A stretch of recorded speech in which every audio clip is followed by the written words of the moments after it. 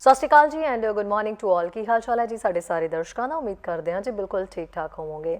ਲਗਾਤਾਰ ਸਾਡੀ ਸਾਰਿਆਂ ਦੀ ਨਜ਼ਰ ਬਣੀ ਹੋਈ ਹੈ ਕਿ ਯੂਕਰੇਨ ਦੇ ਹਾਲਾਤਾਂ ਸੰਬੰਧੀ ਕੋਈ ਚੰਗੀ ਖਬਰ ਨਿਕਲ ਕੇ ਸਾਹਮਣੇ ਆਏ। ਜਿਹੜੇ ਉੱਥੇ ਜਿਸ ਤਰੀਕੇ ਨਾਲ ਹਾਲਾਤ ਬਣੇ ਹੋਏ ਨੇ ਉਹ ਕਿਤੇ ਨਾ ਕਿਤੇ ਰੁਕ ਜਾਣ, ਉੱਥੇ ਸ਼ਾਂਤੀ ਜਿਹੜੀ ਆ ਉਹ ਬਹਾਲ ਹੋ ਸਕੇ। ਉਸ ਸ਼ਾਂਤੀ ਨੂੰ ਬਹਾਲ ਕਰਨ ਦੇ ਲਈ ਕਈ ਤਰ੍ਹਾਂ ਦੇ ਜਿਹੜੇ ਨੇ ਕੋਸ਼ਿਸ਼ਾਂ ਕੀਤੀਆਂ ਜਾ ਰਹੀਆਂ ਨੇ। ਕਈ ਦੇਸ਼ ਲੱਗੇ ਹੋਏ ਨੇ ਆਪਣੇ ਤੌਰ ਦੇ ਉੱਤੇ ਵੀ ਰੂਸ ਨੂੰ ਕਿਸੇ ਤਰੀਕੇ ਨਾਲ ਠੱਲ ਪੈ ਜਾਵੇ, ਉਹ ਕਿਤੇ ਸਮਝ ਜਾਣ, ਸ਼ਾਂਤੀ ਬਹਾਲ ਕਰਨ ਦਾ ਜਿਹੜਾ ਉਹ ਸੱਦਾ ਕਿਤੇ ਨਾ ਕਿਤੇ ਉਹ ਕਬੂਲ ਕਰ ਲੈਣ। ਪਰ ਅਜੇ ਅਜਿਹਾ ਹੁੰਦਾ ਦਿਖਾਈ ਨਹੀਂ ਦੇ ਰਿਹਾ। ਅਜਿਹੇ ਦੇ ਵਿੱਚ ਇੱਕ ਵੱਡੀ ਮਿਸਾਲ ਪੈਦਾ ਹੋ ਰਹੀ ਹੈ ਕਿ ਬਹੁਤ ਸਾਰੇ ਅਜਿਹੇ ਲੋਕ ਜਿਹੜੇ ਹੈਗੇ ਨੇ, ਇੱਕ ਨਾਗਰਿਕ ਜਿਹੜੇ ਉੱਥੋਂ ਦੇ ਹੈਗੇ ਨੇ, ਯੂਕਰੇਨ ਦੇ ਆਪਣੇ ਵਸਨੀਕ ਨੇ, ਹੋਰ ਲੋਕ ਨੇ, ਉਹ ਇਕੱਠੇ ਹੋ ਕੇ ਇਸ ਜੰਗ ਦੇ ਵਿੱਚ ਜਿਹੜਾ ਲੜਾਈ ਲਈ ਤਿਆਰ ਹੋ ਗਏ ਨੇ, ਇਸ ਜੰਗ ਦੇ ਵਿੱਚ ਜੁਟ ਗਏ ਨੇ। ਇਹ ਆਪਣੇ ਤੌਰ ਦੇ ਵਿੱਚ ਇੱਕ ਬਹੁਤ ਵੱਡੀ ਮਿਸਾਲ ਕਹੀ ਜਾ ਸਕਦੀ ਹੈ। ਪਰ ਜੰਗ ਕਦੀ ਵੀ ਕਿਸੇ ਚੀਜ਼ ਦਾ ਹੱਲ ਨਹੀਂ ਹੁੰਦਾ, ਇਹ ਅਸੀਂ ਸਾਰੇ ਜਾਣਦੇ ਹਾਂ। ਕੋਸ਼ਿਸ਼ਾਂ ਹੁਣ ਇਹ ਕੀਤੀਆਂ ਵੀ ਜਾ ਰਹੀਆਂ ਨੇ ਕਿ ਬਾਕੀ ਦੇਸ਼ ਮਿਲ ਕੇ ਜਿੰਨੀ ਹੋ ਸਕੇ ਇਸ ਵੇਲੇ ਯੂਕਰੇਨ ਤੱਕ ਸਮੱਗਰੀ ਪਹੁੰਚਾਈ ਜਾ ਸਕੇ, ਉਹਨਾਂ ਦੀ ਮਦਦ ਕੀਤੀ ਜਾ ਸਕੇ। ਕੈਨੇਡਾ ਦੇ ਵੱਲੋਂ ਵੀ ਹੋਰ ਹਥਿਆਰ ਤੇ ਹੋਰ ਜਿਹੜੀਆਂ ਜ਼ਰੂਰਤ ਦੀਆਂ ਚੀਜ਼ਾਂ ਹੈਗੀਆਂ ਨੇ ਉੱਥੋਂ ਦੇ ਲੋਕਾਂ ਦੇ ਲਈ, ਉੱਥੋਂ ਦੇ ਸੈਨਿਕਾਂ ਦੇ ਲਈ, ਉਹ ਪਹੁੰਚਾਈਆਂ ਜਾ ਰਹੀਆਂ ਹੈਗੀਆਂ ਨੇ। ਜਿੰਨੀ ਮਦਦ ਹੋ ਸਕਦੀ ਹੈ ਉਹ ਕਰਨ ਦੀ ਕੋਸ਼ਿਸ਼ ਕੀਤੀ ਜਾ ਰਹੀ ਹੈ। ਅਜਿਹੇ ਦੇ ਵਿੱਚ ਅਸੀਂ ਦੇਖਦੇ ਹਾਂ ਕਿ ਜਿਹੜੇ ਯੂਕਰੇਨ ਦੇ ਰਾਸ਼ਟਰਪਤੀ ਹੈਗੇ ਨੇ, ਜਿਹੜੇ ਪ੍ਰੈਜ਼ੀਡੈਂਟ ਉੱਥੋਂ ਦੇ ਹੈਗੇ ਨੇ, ਜਿਨ੍ਹਾਂ ਦਾ ਨਾਮ ਹੈ ਜ਼ੈਲੈਂਸਕੀ, ਉਹਨਾਂ ਦੇ ਵੱਲੋਂ ਲਗਾਤਾਰ ਅਪਡੇਟ ਜਿਹੜਾ ਕੀਤਾ ਜਾ ਰਿਹਾ ਹੈ। ਇਸ ਵੇਲੇ ਵੀ ਉਹਨਾਂ ਵੱਲੋਂ ਅਪਡੇਟ ਆਇਆ, ਉਹਨਾਂ ਨੇ ਲਿਖਿਆ ਹੈਗਾ ਆਪਣੀ ਜਾਣਕਾਰੀ ਜਿਹੜੀ ਟਵਿੱਟਰ ਤੇ ਵੀ ਦਿੱਤੀ ਹੈ। ਉਹ ਕਹਿੰਦੇ ਨੇ ਕਿ ਅਸੀਂ ਆਪਣੀ ਆਜ਼ਾਦੀ ਦੇ ਲਈ, ਆਪਣੇ ਦੇਸ਼ ਦੇ ਲਈ ਜਿਹੜਾ ਆਪਣੀ ਭੂਮੀ ਦੇ ਲਈ, ਜਿਹੜਾ ਆਪਣੀ ਜ਼ਮੀਨ ਦੇ ਲਈ ਅਸੀਂ ਲੜਦੇ ਰਹਾਂਗੇ ਉਦੋਂ ਤੱਕ ਜਦੋਂ ਤੱਕ ਇਹ ਵਾਰ ਖਤਮ ਨਹੀਂ ਹੁੰਦੀ। ਨਾਲ ਦੀ ਨਾਲ ਉਹਨਾਂ ਨੇ ਕਿਹਾ ਵੀ ਸਿਟੀਜ਼ ਵੈਸੇ ਜਿਹੜੀ ਹੈਗੀ ਆ ਉਹ ਸਾਰੇ ਚਾਰੋਂ ਪਾਸਿਓਂ ਕਾਫੀ ਹੱਦ ਤੱਕ ਅਸੀਂ ਬਲੌਕ ਕਰ ਚੁੱਕੇ ਹਾਂ ਤੇ ਹੁਣ ਕੋਈ ਵੀ ਸਿਟੀ ਦੇ ਅੰਦਰ ਜਿਹੜਾ ਉਹ ਐਂਟਰ ਨਹੀਂ ਹੋ ਸਕਦਾ। ਸੋ ਆਪਣੇ ਤੌਰ ਦੇ ਉੱਤੇ ਉਹ ਵੀ ਧੜੱਲੇ ਦੇ ਨਾਲ ਲੱਗੇ ਹੋਏ ਨੇ ਇਹ ਕੋਸ਼ਿਸ਼ਾਂ ਕਰਨ ਦੇ ਵਿੱਚ ਵੀ ਯੂਕਰੇਨੀਅਨਸ ਜਿਹੜੇ ਸ਼ਹਿਰ ਦੇ ਅੰਦਰ ਹੁਣ ਹੈਗੇ ਨੇ ਉਹਨਾਂ ਨੂੰ ਸੇਫ ਰੱਖਿਆ ਜਾ ਸਕੇ। ਬਹੁਤ ਸਾਰੇ ਭਾਰਤੀਆਂ ਦੀ ਅਸੀਂ ਲਗਾਤਾਰ ਗੱਲ ਕਰ ਰਹੇ ਸੀਗੇ ਵੀ ਥਾਂ ਥਾਂ ਤੋਂ ਬਹੁਤ ਸਾਰੇ ਲੋਕ ਹੈਗੇ ਨੇ ਜਿਹਦੇ ਵਿੱਚ ਵੱਡੀ ਗਿਣਤੀ ਦੇ ਵਿੱਚ ਇੰਡੀਅਨ ਜਿਹੜੇ ਹੈਗੇ ਨੇ ਉਹ ਯੂਕਰੇਨ ਦੇ ਵਿੱਚ ਉੱਥੇ ਰਹਿ ਰਹੇ ਨੇ, ਯੂਰਪ ਦੇ ਵਿੱਚ ਆਪਣੀ ਪੜ੍ਹਾਈ ਵਾਸਤੇ ਗਏ ਹੋਏ ਨੇ, ਜਿਨ੍ਹਾਂ ਦੇ ਵਿੱਚ ਵੱਡੀ ਗਿਣਤੀ ਵਿਦਿਆਰਥੀਆਂ ਦੀ ਮੰਨੀ ਜਾ ਰਹੀ ਹੈ। ਅਸੀਂ ਕੋਸ਼ਿਸ਼ ਕਰ ਰਹੇ ਹਾਂ ਕਿ ਹਰ ਜਿਹੜਾ ਉੱਥੇ ਵਿਦਿਆਰਥੀ ਵਾਪਸੀ ਕਰ ਚੁੱਕਿਆ ਜਾਂ ਉੱਥੇ ਫਸਿਆ ਹੋਇਆ ਉਹਨਾਂ ਤੱਕ ਕਿਸੇ ਵੀ ਤਰ੍ਹਾਂ ਦੇ ਨਾਲ ਸਾਡਾ ਰਾਬਤਾ ਹੋ ਸਕੇ ਤੇ ਉਹ ਸਾਰੀ ਜਿਹੜੀ ਜਾਣਕਾਰੀ ਹੈਗੀ ਹੈ ਉਹ ਮਿਲ ਸਕੇ ਤੇ ਉਹਨਾਂ ਦੀ ਸੁਰੱਖਿਆ ਸੰਬੰਧੀ ਜਿਹੜੀ ਹੈ ਉਹ ਅਪਡੇਟ ਤੁਹਾਡੇ ਸਾਰਿਆਂ ਤੱਕ ਵੀ ਪਹੁੰਚਾਈ ਜਾ ਸਕੇ। ਸਾਡੇ ਨਾਲ ਅੱਜ ਇੱਕ ਹੋਰ ਸਟੂਡੈਂਟ ਜਿਹੜੇ ਨੇ ਉਹ ਜੁੜਨ ਜਾ ਰਹੇ ਨੇ, ਜਲੰਧਰ ਤੋਂ ਹੈ ਉਹ ਸਟੂਡੈਂਟ ਤੇ ਹਾਲ ਹੀ ਦੇ 22 ਤਰੀਕ ਨੂੰ ਕਹਿ ਸਕਦੇ ਆ 22 ਫਰਵਰੀ ਨੂੰ ਯੂਕਰੇਨ ਤੋਂ ਵਾਪਸ ਆਏ ਨੇ। ਯੂਕਰੇਨ ਤੋਂ ਉਹਨਾਂ ਨੇ ਹਾਲਾਤ ਕਿਹੋ ਜਿਹੇ ਦੇਖੇ ਨੇ, ਕੀ ਮੰਜ਼ਰ ਚੱਲ ਰਿਹਾ ਸੀਗਾ, ਉਹਨਾਂ ਤੋਂ ਅਸੀਂ ਜਾਣਾਂਗੇ। ਸਾਰੀ ਜਾਣਕਾਰੀ ਦੇਣ ਦੇ ਲਈ ਸਾਡੇ ਨਾਲੋਂ ਜੁੜੇ ਹੋਏ ਨੇ ਦੀਪਾਂਸ਼ੂ ਭਾਰਦਵਾਜ ਹੈ ਉਸ ਵਿਦਿਆਰਥੀ ਦਾ ਨਾਮ। ਦੀਪਾਂਸ਼ੂ, ਬਹੁਤ ਬਹੁਤ ਸਵਾਗਤ ਹੈ ਜੀ ਦ ਮਾਰਨਿੰਗ ਸ਼ੋਅ ਦੇ ਵਿੱਚ। ਥੈਂਕ ਯੂ ਜੀ, ਸਤਿ ਸ਼੍ਰੀ ਅਕਾਲ ਜੀ। ਸਤਿ ਸ਼੍ਰੀ ਅਕਾਲ ਦੀਪਾਂਸ਼ੂ, ਇਸ ਵੇਲੇ ਤੁਸੀਂ ਜਲੰਧਰ ਦੇ ਵਿੱਚ ਹੈਗੇ ਹੋ। ਸਾਨੂੰ ਥੋੜ੍ਹਾ ਜਿਹਾ ਦੱਸੋ ਕਿ ਜਿਸ ਵੇਲੇ ਤੁਹਾਨੂੰ ਉੱਥੋਂ ਦੇ ਹਾਲਾਤ ਪਤਾ ਚੱਲੇ ਤਾਂ ਕਿਵੇਂ ਤੁਸੀਂ ਉੱਥੋਂ ਨਿਕਲੇ, ਕੀ ਉੱਥੋਂ ਇਨਫੋਰਮੇਸ਼ਨ ਮਿਲਦੇ ਹੀ ਜਿਹੜੇ ਨੇ ਹਾਲਾਤ ਨਜ਼ਰ ਆ ਰਹੇ ਸੀਗੇ ਤੁਹਾਨੂੰ? ਸਟਾਰਟਿੰਗ 'ਚ ਪਹਿਲਾਂ ਤਾਂ ਜਦੋਂ ਸਾਨੂੰ ਰਿਊਮਰਸ ਮਿਲਣੇ ਸ਼ੁਰੂ ਹੋਏ ਨਾ ਉੱਥੋਂ ਦੀ, ਕਿ ਸਾਡੇ ਪੇਰੈਂਟਸ ਵੱਲੋਂ ਸਾਨੂੰ ਨਿਊਜ਼ ਮਿਲਣੀ ਸ਼ੁਰੂ ਹੋਈ ਕਿ ਇੰਡੀਆ ਦੇ ਵਿੱਚ ਨਿਊਜ਼ ਦਿਖਾ ਰਹੇ ਆ ਕਿ ਬਹੁਤ ਜ਼ਿਆਦਾ ਖਰਾਬ ਹੋ ਚੁੱਕੇ ਆ ਅਤੇ ਤੁਸੀਂ ਇੱਦਾਂ ਕਰੋ ਵਾਪਿਸ ਆ ਜਾਓ ਹੁਣ। ਪਰ ਸਾਨੂੰ ਉੱਥੇ ਇੱਦਾਂ ਦਾ ਸੀਗਾ ਕਿ ਕੋਈ ਇੱਦਾਂ ਦੀ ਨਿਊਜ਼ ਮਿਲ ਨਹੀਂ ਰਹੀ ਸੀ ਕਿਉਂਕਿ ਅਸੀਂ ਆਨਲਾਈਨ ਸਟੱਡੀ ਚੱਲ ਰਹੀ ਸੀਗੀ, ਫਿਰ ਵਰਕ ਵੀ ਚੱਲ ਰਿਹਾ ਸੀਗਾ ਨਾਲ, ਅਤੇ ਅਸੀਂ ਇੱਦਾਂ ਕੋਈ ਨਿਊਜ਼ ਸੁਣ ਨਹੀਂ ਰਹੇ ਸੀ ਕਿ ਅਸੀਂ ਮਾਰਨਿੰਗ ਲਾ ਕੇ ਫਿਰ ਆਪਣਾ ਵਰਕ 'ਤੇ ਚੱਲ ਜਾਂਦੇ ਸੀਗੇ, ਰਾਤ ਨੂੰ ਆ ਕੇ ਕੁਛ ਇੱਦਾਂ ਦਾ ਕੁਛ ਨਿਊਜ਼ ਮਿਲ ਰਿਹਾ। ਲੇਕਿਨ ਇੰਡੀਆ ਦੇ ਵਿੱਚ ਫੈਮਿਲੀ ਸਾਨੂੰ ਬਾਰ-ਬਾਰ ਫੋਨ ਕਰਕੇ ਪੁੱਛ ਰਹੀ ਸੀਗੀ ਕਿ ਇੱਥੇ ਸਾਨੂੰ ਦਿਖਾਇਆ ਜਾ ਰਿਹਾ ਕਿ ਨਿਊਜ਼ ਦੇ ਵਿੱਚ ਬਹੁਤ ਹਾਲਾਤ ਖਰਾਬ ਹੋ ਗਏ, ਕਿ ਰਸ਼ੀਆ ਜੋ ਹੈ ਆਪਣੇ ਟੈਂਕਸ ਵਗੈਰਾ ਜੋ ਹੈ ਇਹਨਾਂ ਦੇ ਬੋਰਡਰਸ ਦੇ ਬਹੁਤ ਕਾਫੀ ਕੋਲ ਆ ਚੁੱਕੇ ਹਨ। ਪਰ ਜਦੋਂ ਹੌਲੀ-ਹੌਲੀ ਥੋੜ੍ਹਾ ਟਾਈਮ ਨਿਕਲਣਾ ਸ਼ੁਰੂ ਹੋਇਆ ਅਤੇ ਮੈਂ ਜਿੱਥੇ ਕੰਮ ਕਰ ਰਿਹਾ ਸੀਗਾ ਉੱਥੇ ਮੈਨੇਜਰ ਨਾਲ ਆਪਣੇ ਡਿਸਕਸ ਕੀਤੀ ਅਤੇ ਉਹਨਾਂ ਨੇ ਇੱਕ ਜਸਟ ਫਨ ਵੇ ਦੇ ਨਾਲ ਨਾ, ਜਿੱਦਾਂ ਬੰਦੇ ਦਾ ਮਜ਼ਾਕ ਉਡਾ ਦਿੰਦੇ ਕਿ ਹਾਂ ਇਹ ਤਾਂ ਜਸਟ ਇੱਕ ਦੇਰ ਤੋਂ ਜਦੋਂ ਯੂਕਰੇਨ ਦਾ ਹੀ ਇੰਡੀਪੈਂਡੈਂਟ ਹੋਇਆ ਰਸ਼ੀਆ, ਅਤੇ ਇਹ ਚੀਜ਼ਾਂ ਚੱਲਦੀਆਂ ਆ ਰਹੀਆਂ ਅਤੇ ਕੁਛ ਜਸਟ ਇੱਕ ਪੋਲੀਟੀਕਲ ਗੇਮਸ ਚੱਲ ਰਹੀਆਂ ਵਾ, ਮੀਡੀਆ ਦੇ ਵਿੱਚ ਇਹ ਦਿਖਾਇਆ ਜਾ ਰਿਹਾ, ਪਰ ਇੱਦਾਂ ਦਾ ਕੁਛ ਵੀ ਨਹੀਂ ਹੋਣਾ। ਅਤੇ ਮੈਂ ਜਸਟ ਇੱਕ ਨੋਰਮਲ ਹੋ ਗਿਆ ਕਿ ਚਲੋ ਠੀਕ ਆ, ਅਗਰ ਇੱਥੇ ਦੇ ਬੰਦੇ ਇੱਦਾਂ ਸੋਚ ਰਹੇ ਆ, ਕਹਿ ਰਹੇ, ਅਤੇ ਅਸੀਂ ਕਿਉਂ ਇਸ ਚੀਜ਼ ਬਾਰੇ ਇੰਨਾ ਪੈਨਿਕ ਹੋਈਏ, ਇੰਨਾ ਸੋਚੀਏ ਕਿ ਇਹ ਹੋ ਸਕਦਾ ਕਿ ਨਹੀਂ ਹੋ ਸਕਦਾ। ਪਰ ਫਿਰ ਵੀ ਇੱਕ ਫੈਮਿਲੀ, ਜਦੋਂ ਅਸੀਂ ਬਾਹਰ ਆ, ਇੱਥੇ ਇਕੱਲੇ ਆ, ਸਾਡੀ ਫੈਮਿਲੀ ਟੈਨਸ਼ਨ ਦੇ ਵਿੱਚ ਕਿ ਮੇਰੇ ਮਦਰ ਆ, ਫਾਦਰ ਆ, ਉਹ ਵੇਟ ਕਰ ਰਹੇ ਕਿ ਸਾਨੂੰ ਕੋਈ ਅੱਛੀ ਨਿਊਜ਼ ਮਿਲ ਜਾਵੇ, ਕਿ ਇੰਡੀਆ ਦੇ ਵਿੱਚ ਨਿਊਜ਼ ਦੇ ਵਿੱਚ ਇਹੀ ਕੁਛ ਦਿਖਾਇਆ ਜਾ ਰਿਹਾ ਸੀਗਾ ਕਿ ਉੱਥੇ ਬਹੁਤ ਜ਼ਿਆਦਾ ਹਾਲਾਤ ਖਰਾਬ। ਪਰ ਮੇਰਾ ਉਦੋਂ ਤੱਕ ਪੁਆਇੰਟ ਆਫ ਵਿਊ ਇੱਦਾਂ ਦਾ ਹੀ ਸੀਗਾ ਕਿ ਮੈਂ ਇੱਦਾਂ ਦੀ ਕੋਈ ਚੀਜ਼ ਦੇਖੀ ਨਹੀਂ ਸੀਗੀ, ਅਤੇ ਮੈਂ ਵੀ ਵਿਸ਼ਵਾਸ ਨਹੀਂ ਕਰ ਰਿਹਾ ਸੀਗਾ, ਆਪਣੇ ਪੇਰੈਂਟਸ ਨੂੰ ਇਹੀ ਸਮਝਾ ਰਿਹਾ ਸੀਗਾ ਕਿ ਕੁਛ ਇੱਦਾਂ ਦਾ ਹੈ ਹੀ ਨਹੀਂ ਇੱਥੇ। ਪਰ ਮੇ ਬੀ ਸ਼ਾਇਦ 17 ਫੈਬ ਨੂੰ ਜਾਂ 16 ਫੈਬ ਨੂੰ ਮੈਂ ਨਿਊਜ਼ ਸੁਣੀ ਕਿ ਹੂੰ ਔਰ ਪਹਿਲਾਂ ਮੈਂ ਸੁਣੀ ਇੰਡੀਅਨ ਨਿਊਜ਼ ਦੇ ਵਿੱਚ ਕਿ ਦਿਖਾਇਆ ਜਾ ਰਿਹਾ ਸੀਗਾ ਕਿ ਇੱਕ ਸਕੂਲ ਦੇ ਉੱਤੇ ਬੰਬ ਗਿਰਾਇਆ ਗਿਆ। ਰਸ਼ੀਅਨ ਹੂੰ ਜਿਹੜੀ ਮਿਲਟਰੀ ਸੀ ਉਹ ਐਕਸਰਸਾਈਜ਼ ਕਰ ਰਹੀ ਸੀ ਬਾਰਡਰ ਦੇ ਲਾਗੇ ਯੂਕਰੇਨ 'ਚ। ਓਕੇ ਹਾਂ ਹਾਂ ਔਰ ਉਹ ਐਕਸਰਸਾਈਜ਼ ਕਰਦੇ ਕਰਦੇ ਇੱਕ ਬੋਮ ਜੋ ਸੀਗਾ ਉਹ ਹੂੰ ਕਿਸੇ ਸਕੂਲ ਦੇ ਵਿੱਚ ਗਿਰ ਗਿਆ ਸੀ। ਹੂੰ ਦੈਨ ਮੈਂ ਉਹ ਨਿਊਜ਼ ਪਹਿਲਾਂ ਇੰਡੀਅਨ ਨਿਊਜ਼ 'ਚ ਸੁਣੀ, ਉਸ ਤੋਂ ਬਾਅਦ ਮੈਂ ਇਹਨਾਂ ਦੇ ਯੂਕਰੇਨ ਦੇ ਜੋ ਚੈਨਲਸ ਹੈ ਨਿਊਜ਼ ਦੇ ਹੂੰ ਉਹਦੇ ਵਿੱਚ ਵੀ ਦੇਖੀ ਕਨਫਰਮੇਸ਼ਨ ਵਾਸਤੇ ਕਿ ਇੱਥੇ ਕੀ ਦਿਖਾਇਆ ਜਾ ਰਿਹਾ ਇਸ ਬਾਰੇ। ਹੂੰ ਔਰ ਉਹ ਬਿਲਕੁਲ ਰਾਈਟ ਨਿਊਜ਼ ਸੀਗੀ। ਉਹ ਐਟ ਦਾ ਟਾਈਮ ਮੈਂ ਉਹ ਨਿਊਜ਼ ਦਾ ਜਿਹੜਾ ਲਿੰਕ ਆਪਣੇ ਮੈਨੇਜਰ ਨੂੰ ਭੇਜਿਆ, ਆਪਣੀ ਯੂਨੀਵਰਸਿਟੀ ਦੇ ਗਰੁੱਪ ਦੇ ਵਿੱਚ ਭੇਜਿਆ ਜੋ ਸਾਡੇ ਉੱਥੇ ਹੂੰ ਡੀਨ ਆ, ਸਾਡੇ ਟੀਚਰਸ ਆ, ਉਹਨਾਂ ਨੂੰ ਕਿ ਕੀ ਇਹ ਕੀ ਸਿਚੁਏਸ਼ਨ ਕੀ ਚੱਲ ਰਹੀ ਹੈ, ਕਿ ਐਟਲੀਸਟ ਸਾਨੂੰ ਇੱਕ ਟਰੂ ਪਿਕਚਰ ਦਿਖਾਈ ਜਾਵੇ ਕਿ ਵਾਕਈ ਇਹ ਹੂੰ ਚੀਜ਼ ਹੈ ਜਾਂ ਹੋਣੀ ਆ ਜਾਂ ਨਹੀਂ ਹੋਏਗੀ। ਹੂੰ ਤੇ ਮੈਨੂੰ ਐਟ ਦਾ ਟਾਈਮ ਮੇਰੇ ਜਿਹੜੇ ਮੈਨੇਜਰ ਸੀ ਉਹਨਾਂ ਦਾ ਇੱਕਦਮ ਸਟੇਟਮੈਂਟਸ ਚੇਂਜ ਹੋ ਗਈਆਂ ਕਿ ਜਿਹੜੀ ਤੁਹਾਡੀ ਫਰਸਟ ਪ੍ਰਾਇੋਰਟੀ ਆ, ਤੁਸੀਂ ਆਪਣੀ ਸੇਫਟੀ ਦੇਖੋ। ਅਸੀਂ ਇਸ ਚੀਜ਼ ਦੇ ਉੱਤੇ ਤੁਹਾਨੂੰ ਕੋਈ ਵੀ ਇਦਾਂ ਦੀ ਕੋਈ ਟਿੱਪਣੀ ਜਾਂ ਕੁਛ ਇਦਾਂ ਦਾ ਨਹੀਂ ਕਹਿਣਾ ਚਾਹਾਂਗੇ ਕਿ ਕੱਲ ਨੂੰ ਕੁਛ ਮਿਸ ਹੈਪਨਿੰਗ ਹੁੰਦੀ ਆ ਤਾਂ ਹੂੰ ਤੁਸੀਂ ਸਾਨੂੰ ਨਾ ਕਹੋ। ਹਾਂ ਬਿਲਕੁਲ ਹਾਂ ਮੈਂ ਆਪਣੇ ਟੀਚਰਸ ਨਾਲ ਵੀ ਗੱਲ ਕੀਤੀ ਯੂਨੀਵਰਸਿਟੀ ਦੇ ਵਿੱਚ, ਤੇ ਟੀਚਰਸ ਨੇ ਵੀ ਫਰਸਟ ਤਾਂ ਮੈਨੂੰ ਇਹੀ ਕਿਹਾ ਸੀਗਾ ਕਿ ਇਹ ਜਸਟ ਨਾਰਮਲ ਰਿਊਮਰਸ ਆ ਇਹ ਉਹ। ਪਰ ਜਦੋਂ 17 ਆਫ ਫੈਬ ਜਦੋਂ ਇਹ ਨਿਊਜ਼ ਆਈ, ਜਦੋਂ ਸਕੂਲ ਦੇ ਵਿੱਚ ਬੰਬ ਗਿਰਿਆ, ਉਹਨਾਂ ਦੇ ਵੀ ਥੋੜੇ ਬਹੁਤ ਸਟੇਟਮੈਂਟਸ ਜੋ ਹੈ ਚੇਂਜ ਹੋਣੀਆਂ ਸ਼ੁਰੂ ਹੋ ਗਈਆਂ ਸੀਗੀਆਂ। ਓਕੇ ਹਾਂ ਤੇ ਫਿਰ ਮੈਂ ਆਪਣੇ ਪੇਰੈਂਟਸ ਨਾਲ ਗੱਲ ਕੀਤੀ ਕਿ ਥੋੜਾ ਮੈਨੂੰ ਲੱਗ ਰਿਹਾ ਕਿ ਮੇ ਵੀ ਸ਼ਾਇਦ ਮਾਹੌਲ ਖਰਾਬ ਹੋ ਰਿਹਾ, ਕਿਉਂਕਿ ਪਹਿਲਾਂ ਬਾਤ ਹੋਰ ਹੂੰ ਸਾਨੂੰ ਸੁਣਨ ਨੂੰ ਮਿਲ ਰਿਹਾ ਇੱਥੇ। ਹੂੰ ਫਿਰ ਮੇਰੇ ਪੇਰੈਂਟਸ ਨੇ ਮੈਨੂੰ ਕਿਹਾ ਕਿ ਤੂੰ ਟਿਕਟਸ ਦੇਖ ਲੈ, ਟਿਕਟ ਦੇਖ ਤੇ ਆਪਣਾ ਜੋ ਵੀ ਹੈ ਸੇਫ ਐਂਡ ਸਾਈਡ ਆਪਣਾ ਵਾਪਿਸ ਆ ਜਾ। ਮੈਂ ਆਪਣੇ ਫਰੈਂਡਸ ਨਾਲ ਗੱਲ ਕੀਤੀ, ਮੇਰੇ ਨਾਲ ਅਪਾਰਟਮੈਂਟ ਦੇ ਵਿੱਚ ਜੋ ਫਰੈਂਡਸ ਰਹਿ ਰਹੇ ਸੀਗੇ, ਮੇਰੇ ਗਰੁੱਪ ਅੰਡਰ ਗਰੁੱਪ ਮੇਰੇ ਨਾਲ ਸਟੱਡੀ ਕਰ ਰਹੇ ਸੀ, ਉਹਨਾਂ ਨਾਲ ਗੱਲ ਕੀਤੀ ਤੇ ਉਹ ਵੀ ਜਸਟ ਇੱਕ ਜੋਕ ਦੇ ਵੇ ਦੇ ਨਾਲ ਰਹਿ ਰਹੇ ਸੀਗੇ ਕਿ ਤੂੰ ਕਿਉਂ ਵਾਪਸ ਜਾਣਾ ਚਾਹ ਰਿਹਾ, ਜਦ ਇੱਥੇ ਦੇ ਲੋਕ ਇੱਥੇ ਹੈਗੇ ਸੇਫ ਆ, ਉਹਨਾਂ ਨੂੰ ਕੋਈ ਪ੍ਰੋਬਲਮ ਨਹੀਂ, ਉਹ ਆਪਣਾ ਕੰਮ ਕਰ ਰਹੇ ਆ, ਸਾਰਾ ਕੁਝ ਕਰ ਰਹੇ ਆ, ਫਿਰ ਆਪਾਂ ਕਿਉਂ ਇੱਦਾਂ ਸੋਚੀਏ। ਹੂੰ ਪਰ ਇੱਕ ਚੀਜ਼ ਕਹਿੰਦੇ ਆ ਨਾ ਕਿ ਮਤਲਬ ਜਾਨ ਅਤੇ ਸਾਰਾ ਕੁਝ ਹੈਗਾ ਵਾ ਨਾਲ ਆਪਣੇ। ਹੂੰ ਇਸੇ ਚੀਜ਼ ਨੂੰ ਦੇਖਦੇ ਹੋਏ ਮੈਂ ਦੋ ਤਿੰਨ ਨਾਲ ਮੇਰੇ ਫਰੈਂਡ ਸੀ, ਉਹ ਵੀ ਐਗਰੀ ਕਰ ਰਹੇ, ਉਹਨਾਂ ਦੀ ਫੈਮਿਲੀ ਥੋੜਾ ਪੈਨਿਕ ਕਰ ਰਹੀ ਸੀ, ਤੇ ਫਿਰ ਆਪਾਂ 에ਅਰ ਅਰੇਬੀਆ ਦੀ ਜਿਹੜੀ ਹੈ ਟਿਕਟ ਕਰਵਾ ਲਈ, ਉਹਦੇ ਤੇ 3 ਗੁਣਾ ਰੇਟਸ ਚੱਲ ਰਹੇ ਸੀਗੇ ਉਸ ਟਾਈਮ। ਹੂੰ ਕਿ ਜਦੋਂ ਮੈਂ ਪਹਿਲਾਂ ਵੀ ਇੰਡੀਆ ਆਇਆ ਸੀਗਾ ਤੇ ਹੂੰ ਕੁਝ ਜ਼ਿਆਦਾ ਰੇਟ ਨਹੀਂ, ਪਰ ਉਹ ਐਟ ਦਾ ਟਾਈਮ ਉਸ ਸਿਚੁਏਸ਼ਨ ਨੂੰ ਦੇਖਦੇ ਹੋਏ ਪਤਾ ਨਹੀਂ ਸ਼ਾਇਦ ਜਿਹੜੇ ਫਲਾਈਟਸ ਵਾਲੇ ਉਹਨਾਂ ਨੇ ਇੰਨਾ ਜ਼ਿਆਦਾ ਰੇਟ ਵਧਾਇਆ ਹੋਇਆ ਸੀਗਾ। ਓਕੇ ਪਰ ਮਜਬੂਰੀ ਦੇ ਵਿੱਚ ਸਾਨੂੰ ਕਰਵਾਉਣੀ ਪਈ ਸੀ ਟਿਕਟ। ਔਰ ਨੈਕਸਟ ਜਿਸ ਦਿਨ ਮੈਂ ਟਿਕਟ ਕਰਵਾਈ ਉਸ ਦਿਨ ਨੈਕਸਟ ਡੇ ਹੀ ਮੈਨੂੰ ਨਿਊਜ਼ 'ਚ ਮਿਲਿਆ ਸੀਗਾ ਕਿ 에ਅਰ ਇੰਡੀਆ ਦੀ ਫਲਾਈਟਸ ਵੀ ਆ ਜੋ 22, 24 ਔਰ 26 ਨੂੰ 3 ਫਲਾਈਟਸ ਆ ਰਹੀਆਂ ਆ 에ਅਰ ਇੰਡੀਆ ਵੱਲੋਂ। ਪਰ ਉਹਦੇ ਰੇਟਸ ਵੀ ਜੋ ਸੀਗੇ ਉਹ ਕਾਫੀ ਹਾਈ ਸੀਗੇ ਉਸ ਟਾਈਮ। ਓਕੇ ਮੇ ਬੀ ਮੈਂ ਅਮਾਊਂਟ ਨਹੀਂ ਇੱਦਾਂ ਕੁਛ ਕਨਫਰਮ ਕਰੂੰਗਾ, ਮੇ ਬੀ ਜੋ ਮੈਂ ਸੁਣਿਆ ਸੀਗਾ ਉਹ 66,000 ਚੱਲ ਰਿਹਾ ਸੀਗਾ ਰੇਟ ਉਸ ਟਾਈਮ ਤੇ। ਓਕੇ ਔਰ ਮੈਂ ਤਾਂ ਮੈਨੂੰ ਉਹ ਮੇਰੇ ਫਰੈਂਡਸ ਫਸੇ ਹੋਏ ਆ, ਉਹ ਮੈਨੂੰ ਇਹੀ ਕਹਿੰਦੇ ਕਿ ਤੂੰ ਬਹੁਤ ਹਾਲਾਂਕਿ ਜਿਹੜਾ ਟਾਈਮ ਤੇ ਪਹੁੰਚਣਾ, ਕਿ ਉਹਨਾਂ ਨੇ ਉਸ ਚੀਜ਼ਾਂ ਨੂੰ ਫੇਸ ਕੀਤੀਆਂ ਬਾਅਦ ਦੇ ਵਿੱਚ 24 ਆਫਟਰ 24 ਜਿਹੜਾ ਉੱਥੇ ਸਿਚੁਏਸ਼ਨ ਇੰਨੀ ਜ਼ਿਆਦਾ ਖਰਾਬ ਹੋ ਗਈ ਸੀ ਜਦੋਂ ਓਕੇ ਕਿ ਮੈਂ 22 ਨੂੰ ਦਿੱਲੀ 에ਅਰਪੋਰਟ ਤੇ ਲੈਂਡ ਕਰ ਰਿਹਾ ਸੀਗਾ। ਤੇ ਦੈਨ ਉਸ ਤੋਂ ਬਾਅਦ 23 ਈਵਨਿੰਗ ਜਿਹੜਾ ਵਾ ਕੀਵ ਦਾ ਜਿਹੜਾ ਮੇਨ 에ਅਰਪੋਰਟ ਹੈ ਇੱਥੇ ਯੂਕਰੇਨ ਦੇ ਵਿੱਚ, ਉਹ ਬੰਦ ਹੋ ਗਿਆ ਸੀਗਾ ਕਿ ਜਿੰਨੀਆਂ ਵੀ ਫਲਾਈਟ ਸਾਰੀਆਂ ਕੈਂਸਲ ਹੋ ਗਈਆਂ ਸੀਗੀਆਂ ਉੱਥੇ। ਓਕੇ ਤੁਸੀਂ ਉਦੋਂ ਤੱਕ ਉਥੋਂ ਨਿਕਲ ਆਏ ਸੀਗੇ ਰਾਈਟ? ਹਾਂਜੀ ਨਿਕਲ ਗਿਆ ਜੀ ਸੀ। ਬਿਲਕੁਲ। ਦੀਪਾਂਸ਼ੂ ਜਿਵੇਂ ਤੁਸੀਂ ਦੱਸਿਆ ਵੀ ਟਿਕਟਸ ਉਸ ਵੇਲੇ ਇੰਨੀਆਂ ਐਕਸਪੈਂਸਿਵ ਹੋ ਰਹੀਆਂ ਸੀਗੀਆਂ ਕਿ ਉਦੋਂ ਜਦੋਂ ਹਾਲਾਤ ਇਦਾਂ ਦੇ ਚੱਲ ਰਹੇ ਸੀਗੇ, ਲੋਕੀ ਤਾਂ ਪਹਿਲਾਂ ਹੀ ਉੱਥੋਂ ਭੱਜਣ ਦੀ ਕੋਸ਼ਿਸ਼ ਕਰ ਰਹੇ ਸੀ, ਭੱਜਣ ਭਜਾਈ ਦਾ ਦੌਰ ਤਾਂ ਚੱਲ ਹੀ ਰਿਹਾ ਸੀ, ਇੱਕ ਹਲਚਲ ਜਿਹੀ ਮਚੀ ਹੋਈ ਸੀ। ਤਾਂ ਕੀ ਉਸ ਟਾਈਮ ਦੇ ਉੱਤੇ ਚਾਹੇ ਤੁਸੀਂ ਸਟੂਡੈਂਟ ਸੀ ਜਾਂ ਜਿਵੇਂ ਵੀ ਸੀਗੇ, ਤੁਹਾਨੂੰ ਕੋਈ ਟਿਕਟ ਦੇ ਵਿੱਚ ਇਹ ਨਹੀਂ ਹੋਇਆ ਵੀ ਘੱਟ ਰੇਟ ਦੇ ਵਿੱਚ ਮਿਲ ਜਾਏ ਜਾਂ ਫਿਰ ਜਿੰਨਾ ਹੋ ਸਕਦਾ ਉੱਥੋਂ ਕੱਢਣ ਦੀ ਕੋਸ਼ਿਸ਼ ਕੀਤੀ ਜਾ ਸਕੇ?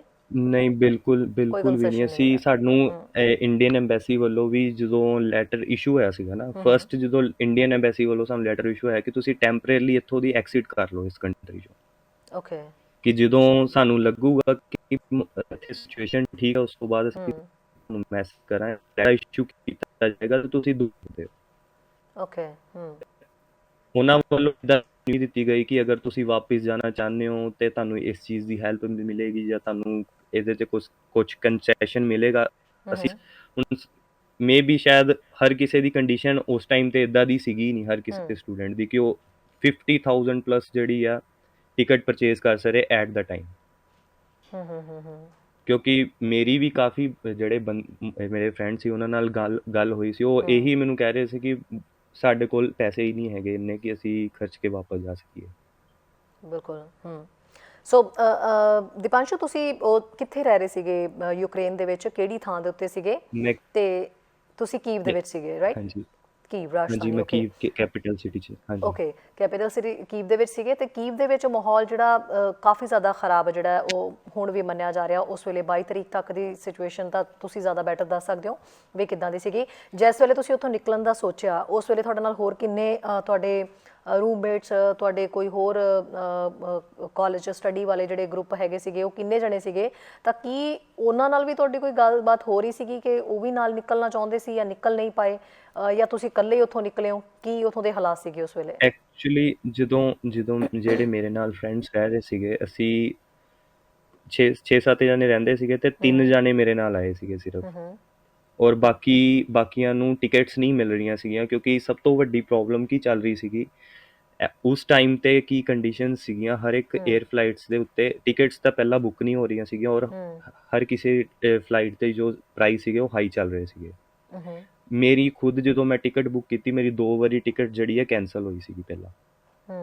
ਉਹ ਵੀ ਕੀ ਹੋਇਆ ਸੀਗਾ ਕਿ ਮੈਂ ਪਹਿਲਾਂ ਵਾਇਆ ਟਰਕੀ, ਇੱਕ 에ਅਰਲਾਈਨ ਸੀਗੀ ਵਾਇਆ ਟਰਕੀ ਹੋ ਕੇ ਜਾਣ ਵਾਲੀ, ਉਹ ਬੁੱਕ ਕੀਤੀ ਸੀਗੀ। ਉਹਨਾਂ ਨੇ ਮੈਨੂੰ ਨੋਟੀਫਿਕੇਸ਼ਨ ਦੇ ਵਿੱਚ, ਟਿਕਟ ਹੋਣ ਤੋਂ ਬਾਅਦ ਮੈਂ ਪੈਸੇ ਪੇ ਕਰਤੇ ਸੀਗੇ, ਉਸ ਤੋਂ ਬਾਅਦ ਮੈਨੂੰ ਨੋਟੀਫਿਕੇਸ਼ਨ ਦੇ ਵਿੱਚ ਉਹਨਾਂ ਨੇ ਮੈਸੇਜ ਕੀਤਾ ਮੇਲ ਦੇ ਵਿੱਚ ਕਿ ਜਿਹੜੀ ਤੁਹਾਡੀ ਟਿਕਟ ਆ ਉਹ ਅਸੀਂ ਹੋਲਡ ਤੇ ਰੱਖ ਰਹੇ ਹਾਂ, ਤੁਹਾਡੀ ਕਨਫਰਮ ਨਹੀਂ ਹੋਈ, ਕਿਉਂਕਿ ਐਟ ਦਾ ਕੰਡੀਸ਼ਨ ਜੋ ਸਿਚੁਏਸ਼ਨ ਚੱਲ ਰਹੀ ਸ਼ਾਇਦ ਕਰੋਨਾ ਕਰਕੇ, ਜਾਂ ਮੈਨੂੰ ਨਹੀਂ ਪਤਾ ਕਿ ਕੀ ਸੀਗਾ ਉਹ ਸੀਨ, ਕਿ ਤੁਹਾਨੂੰ ਟ੍ਰਾਂਜ਼ਿਟ ਵੀਜ਼ਾ ਲੈਣ ਦੀ ਲੋੜ ਆ।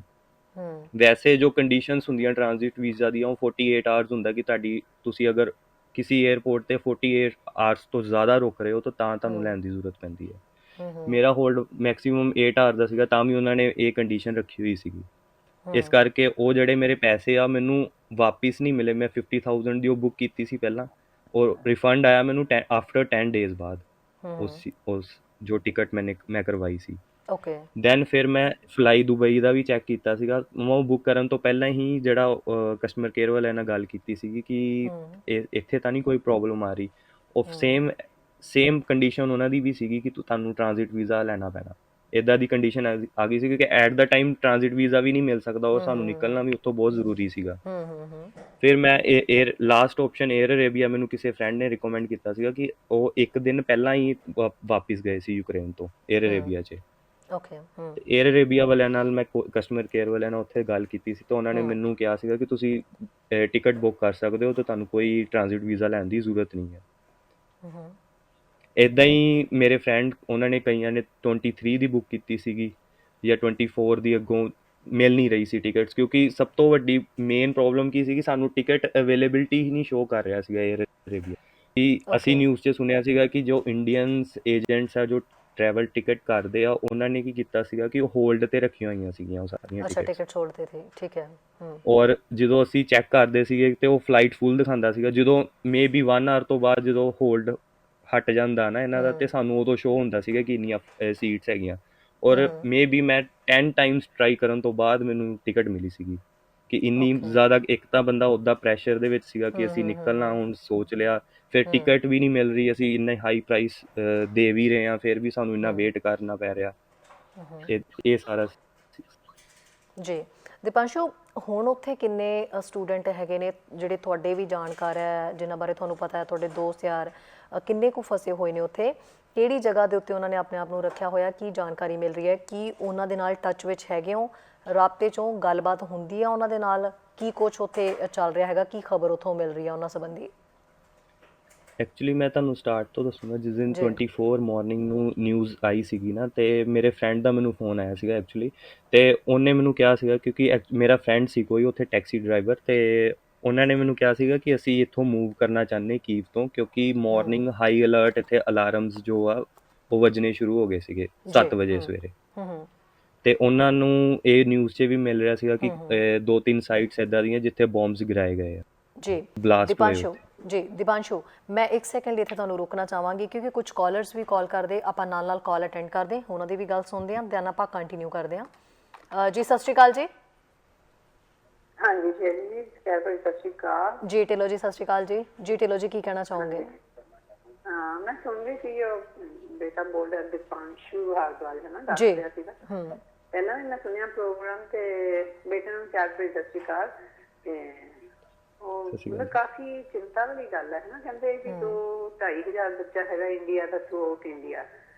ਤੇ ਸੋ ਇਟਸ ਮਤਲਬ ਕਾਫੀ ਚਿੰਤਾ ਵਾਲੀ ਗੱਲ ਹੈ। ਤੇ ਐਗਜ਼ੈਕਟਲੀ ਤਾਂ ਦੀਪਾਂਸ਼ੂ ਵੀ ਦੱਸ ਸਕਦਾ ਵੀ ਕਿੰਨੇ ਬੱਚੇ ਉੱਥੇ ਹੈਗੇ ਆ। ਹਾਂਜੀ।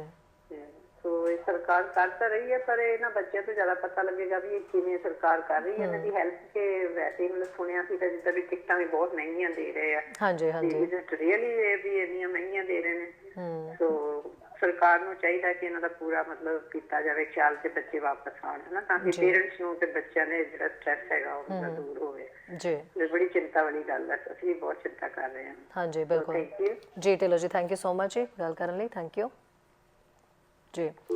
ਦੀਪਾਂਸ਼ੂ, ਬਹੁਤ ਸਾਰੇ ਲੋਕ ਹੈਗੇ ਨੇ ਵਰਿਡ ਨੇ, ਕੋਸ਼ਿਸ਼ਾਂ ਦੇ ਵਿੱਚ ਵੀ ਲੱਗੇ ਹੋਏ ਨੇ ਜਿੰਨਾ ਹੋ ਸਕਦਾ ਲੋਕਾਂ ਦੇ ਵੱਲੋਂ ਸਰਕਾਰਾਂ ਨੂੰ ਵੀ ਉਹਨਾਂ ਦੇ ਕੰਨਾਂ ਤੱਕ ਗੱਲ ਪਹੁੰਚਾਈ ਜਾ ਸਕਦੀ ਹੈ ਰਹੀ ਹੈ ਕਿ ਜਿੰਨੀ ਹੋ ਸਕੇ ਇਸ ਵੇਲੇ ਵਿਦਿਆਰਥੀਆਂ ਦੀ ਉੱਥੇ ਫਸੇ ਹੋਇਆਂ ਦੀ ਮਦਦ ਕੀਤੀ ਜਾਏ।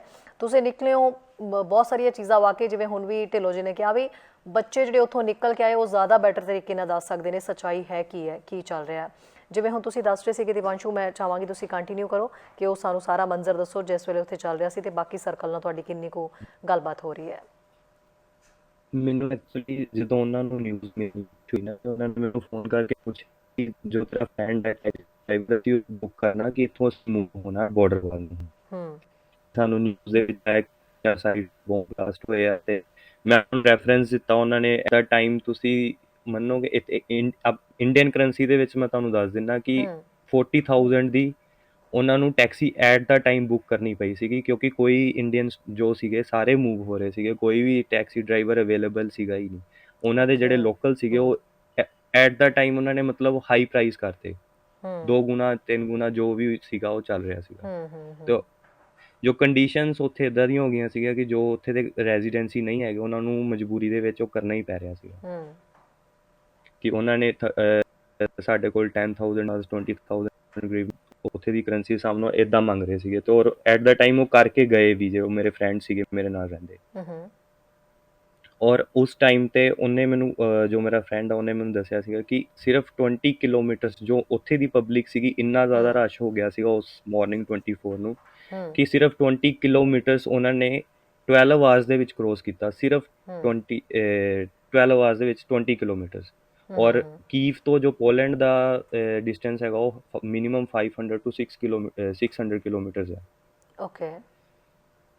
ਇਸ ਚੀਜ਼ ਨੂੰ ਉਸ ਤੋਂ ਬਾਅਦ ਜਦੋਂ ਮਿਨੀਮਮ 3 ਦਿਨਾਂ ਬਾਅਦ ਉਹ ਪਹੁੰਚੇ ਬਾਰਡਰ ਤੇ, ਔਰ ਉਹਨਾਂ ਨੇ ਦੇਖਿਆ ਕਿ ਹਰ ਇੰਨੀ ਵੱਡੀ ਵੱਡੀ ਲਾਈਨਸ ਲੱਗੀਆਂ ਹੋਈਆਂ ਵਾ ਤੇ ਕੋਈ ਵੀ ਉੱਥੇ ਜੋ ਆ ਪ੍ਰੋਪਰ ਉਹਨਾਂ ਨੂੰ ਫੂਡ ਦੀ ਅਵੇਲੇਬਿਲਿਟੀ ਨਹੀਂ ਮਿਲ ਰਹੀ। ਮਿਨੀਮਮ ਮੈਨੂੰ ਖੁਦ ਮੇਰੇ ਫਰੈਂਡ ਨੇ ਆਪਣੇ ਮੂੰਹ ਦੱਸਿਆ ਕਿ 15 ਘੰਟੇ ਬਿਨਾਂ ਕੁਝ ਖਾਧੇ ਪੀਤੇ ਮੈਂ ਲਾਈਨ 'ਚ ਲੱਗ ਕੇ ਬਾਰਡਰ ਕ੍ਰੋਸ ਕੀਤਾ। ਔਰ ਉਸ ਤੋਂ ਬਾਅਦ ਜੋ ਆ ਉੱਥੇ ਅੱਗੇ ਜਾ ਕੇ ਉਹਨਾਂ ਨੇ ਉੱਥੇ ਵੇਟ ਕੀਤਾ, ਜੋ ਅੱਗੋਂ ਐਮਬੈਸੀ ਵਾਲੇ ਉਹਨਾਂ ਨੂੰ ਪਿਕ ਕਰਨ ਆ ਰਹੇ ਸੀਗੇ। ਇੱਕ ਔਰ ਸਭ ਤੋਂ ਵੱਡੀ ਮੇਨ ਇੱਕ ਦਿੱਕਤ ਕੀ ਹੁੰਦੀ ਕਿ ਅਸੀਂ ਜਦੋਂ ਇੱਕ ਕੰਟਰੀ ਤੋਂ ਦੂਸਰੀ ਕੰਟਰੀ ਜਾਂਦੇ ਹਾਂ, ਸਾਡੇ ਕੋਲ ਜਿਹੜੀ ਕਰੰਸੀ ਜੋ ਹੈ ਸਾਨੂੰ ਯੂਕਰੇਨ ਦੀ ਸੀਗੀ, ਉਹ ਅੱਗੇ ਜਾ ਕੇ ਸਾਨੂੰ ਯੂਰੋ ਯੂਜ਼ ਕਰਨਾ ਪੈਣਾ। ਉਹ ਸਭ ਤੋਂ ਵੱਡੀ ਉਹਨਾਂ ਨੂੰ ਪ੍ਰੋਬਲਮ ਆਈ ਪਹਿਲਾਂ ਤਾਂ ਕਿ ਕੁਛ 15 ਘੰਟੇ ਤੋਂ ਪਹਿਲਾਂ ਉਹ ਭੁੱਖੇ ਬੈਠੇ ਆ ਉੱਥੇ, ਦੈਨ ਫਿਰ ਇੱਕ ਬਾਰਡਰ ਕ੍ਰੋਸ ਕਰਕੇ ਫਿਰ ਅੱਗੇ ਵੇਟ ਕਰ ਰਹੇ ਆ ਕਿ ਕੌਣ ਹੁਣ ਸਾਨੂੰ ਅਸੀਂ ਕਿੱਦਾਂ ਜਾਣਾ, ਕਿੱਥੇ ਅੱਗੇ ਕਿੱਦਾਂ ਜਾਣਾ, ਇੰਡੀਅਨ ਐਮਬੈਸੀ ਆ ਰਹੀ ਆ, ਕਦੋਂ ਆ ਰਹੀ ਆ ਉਹਨਾਂ ਦਾ।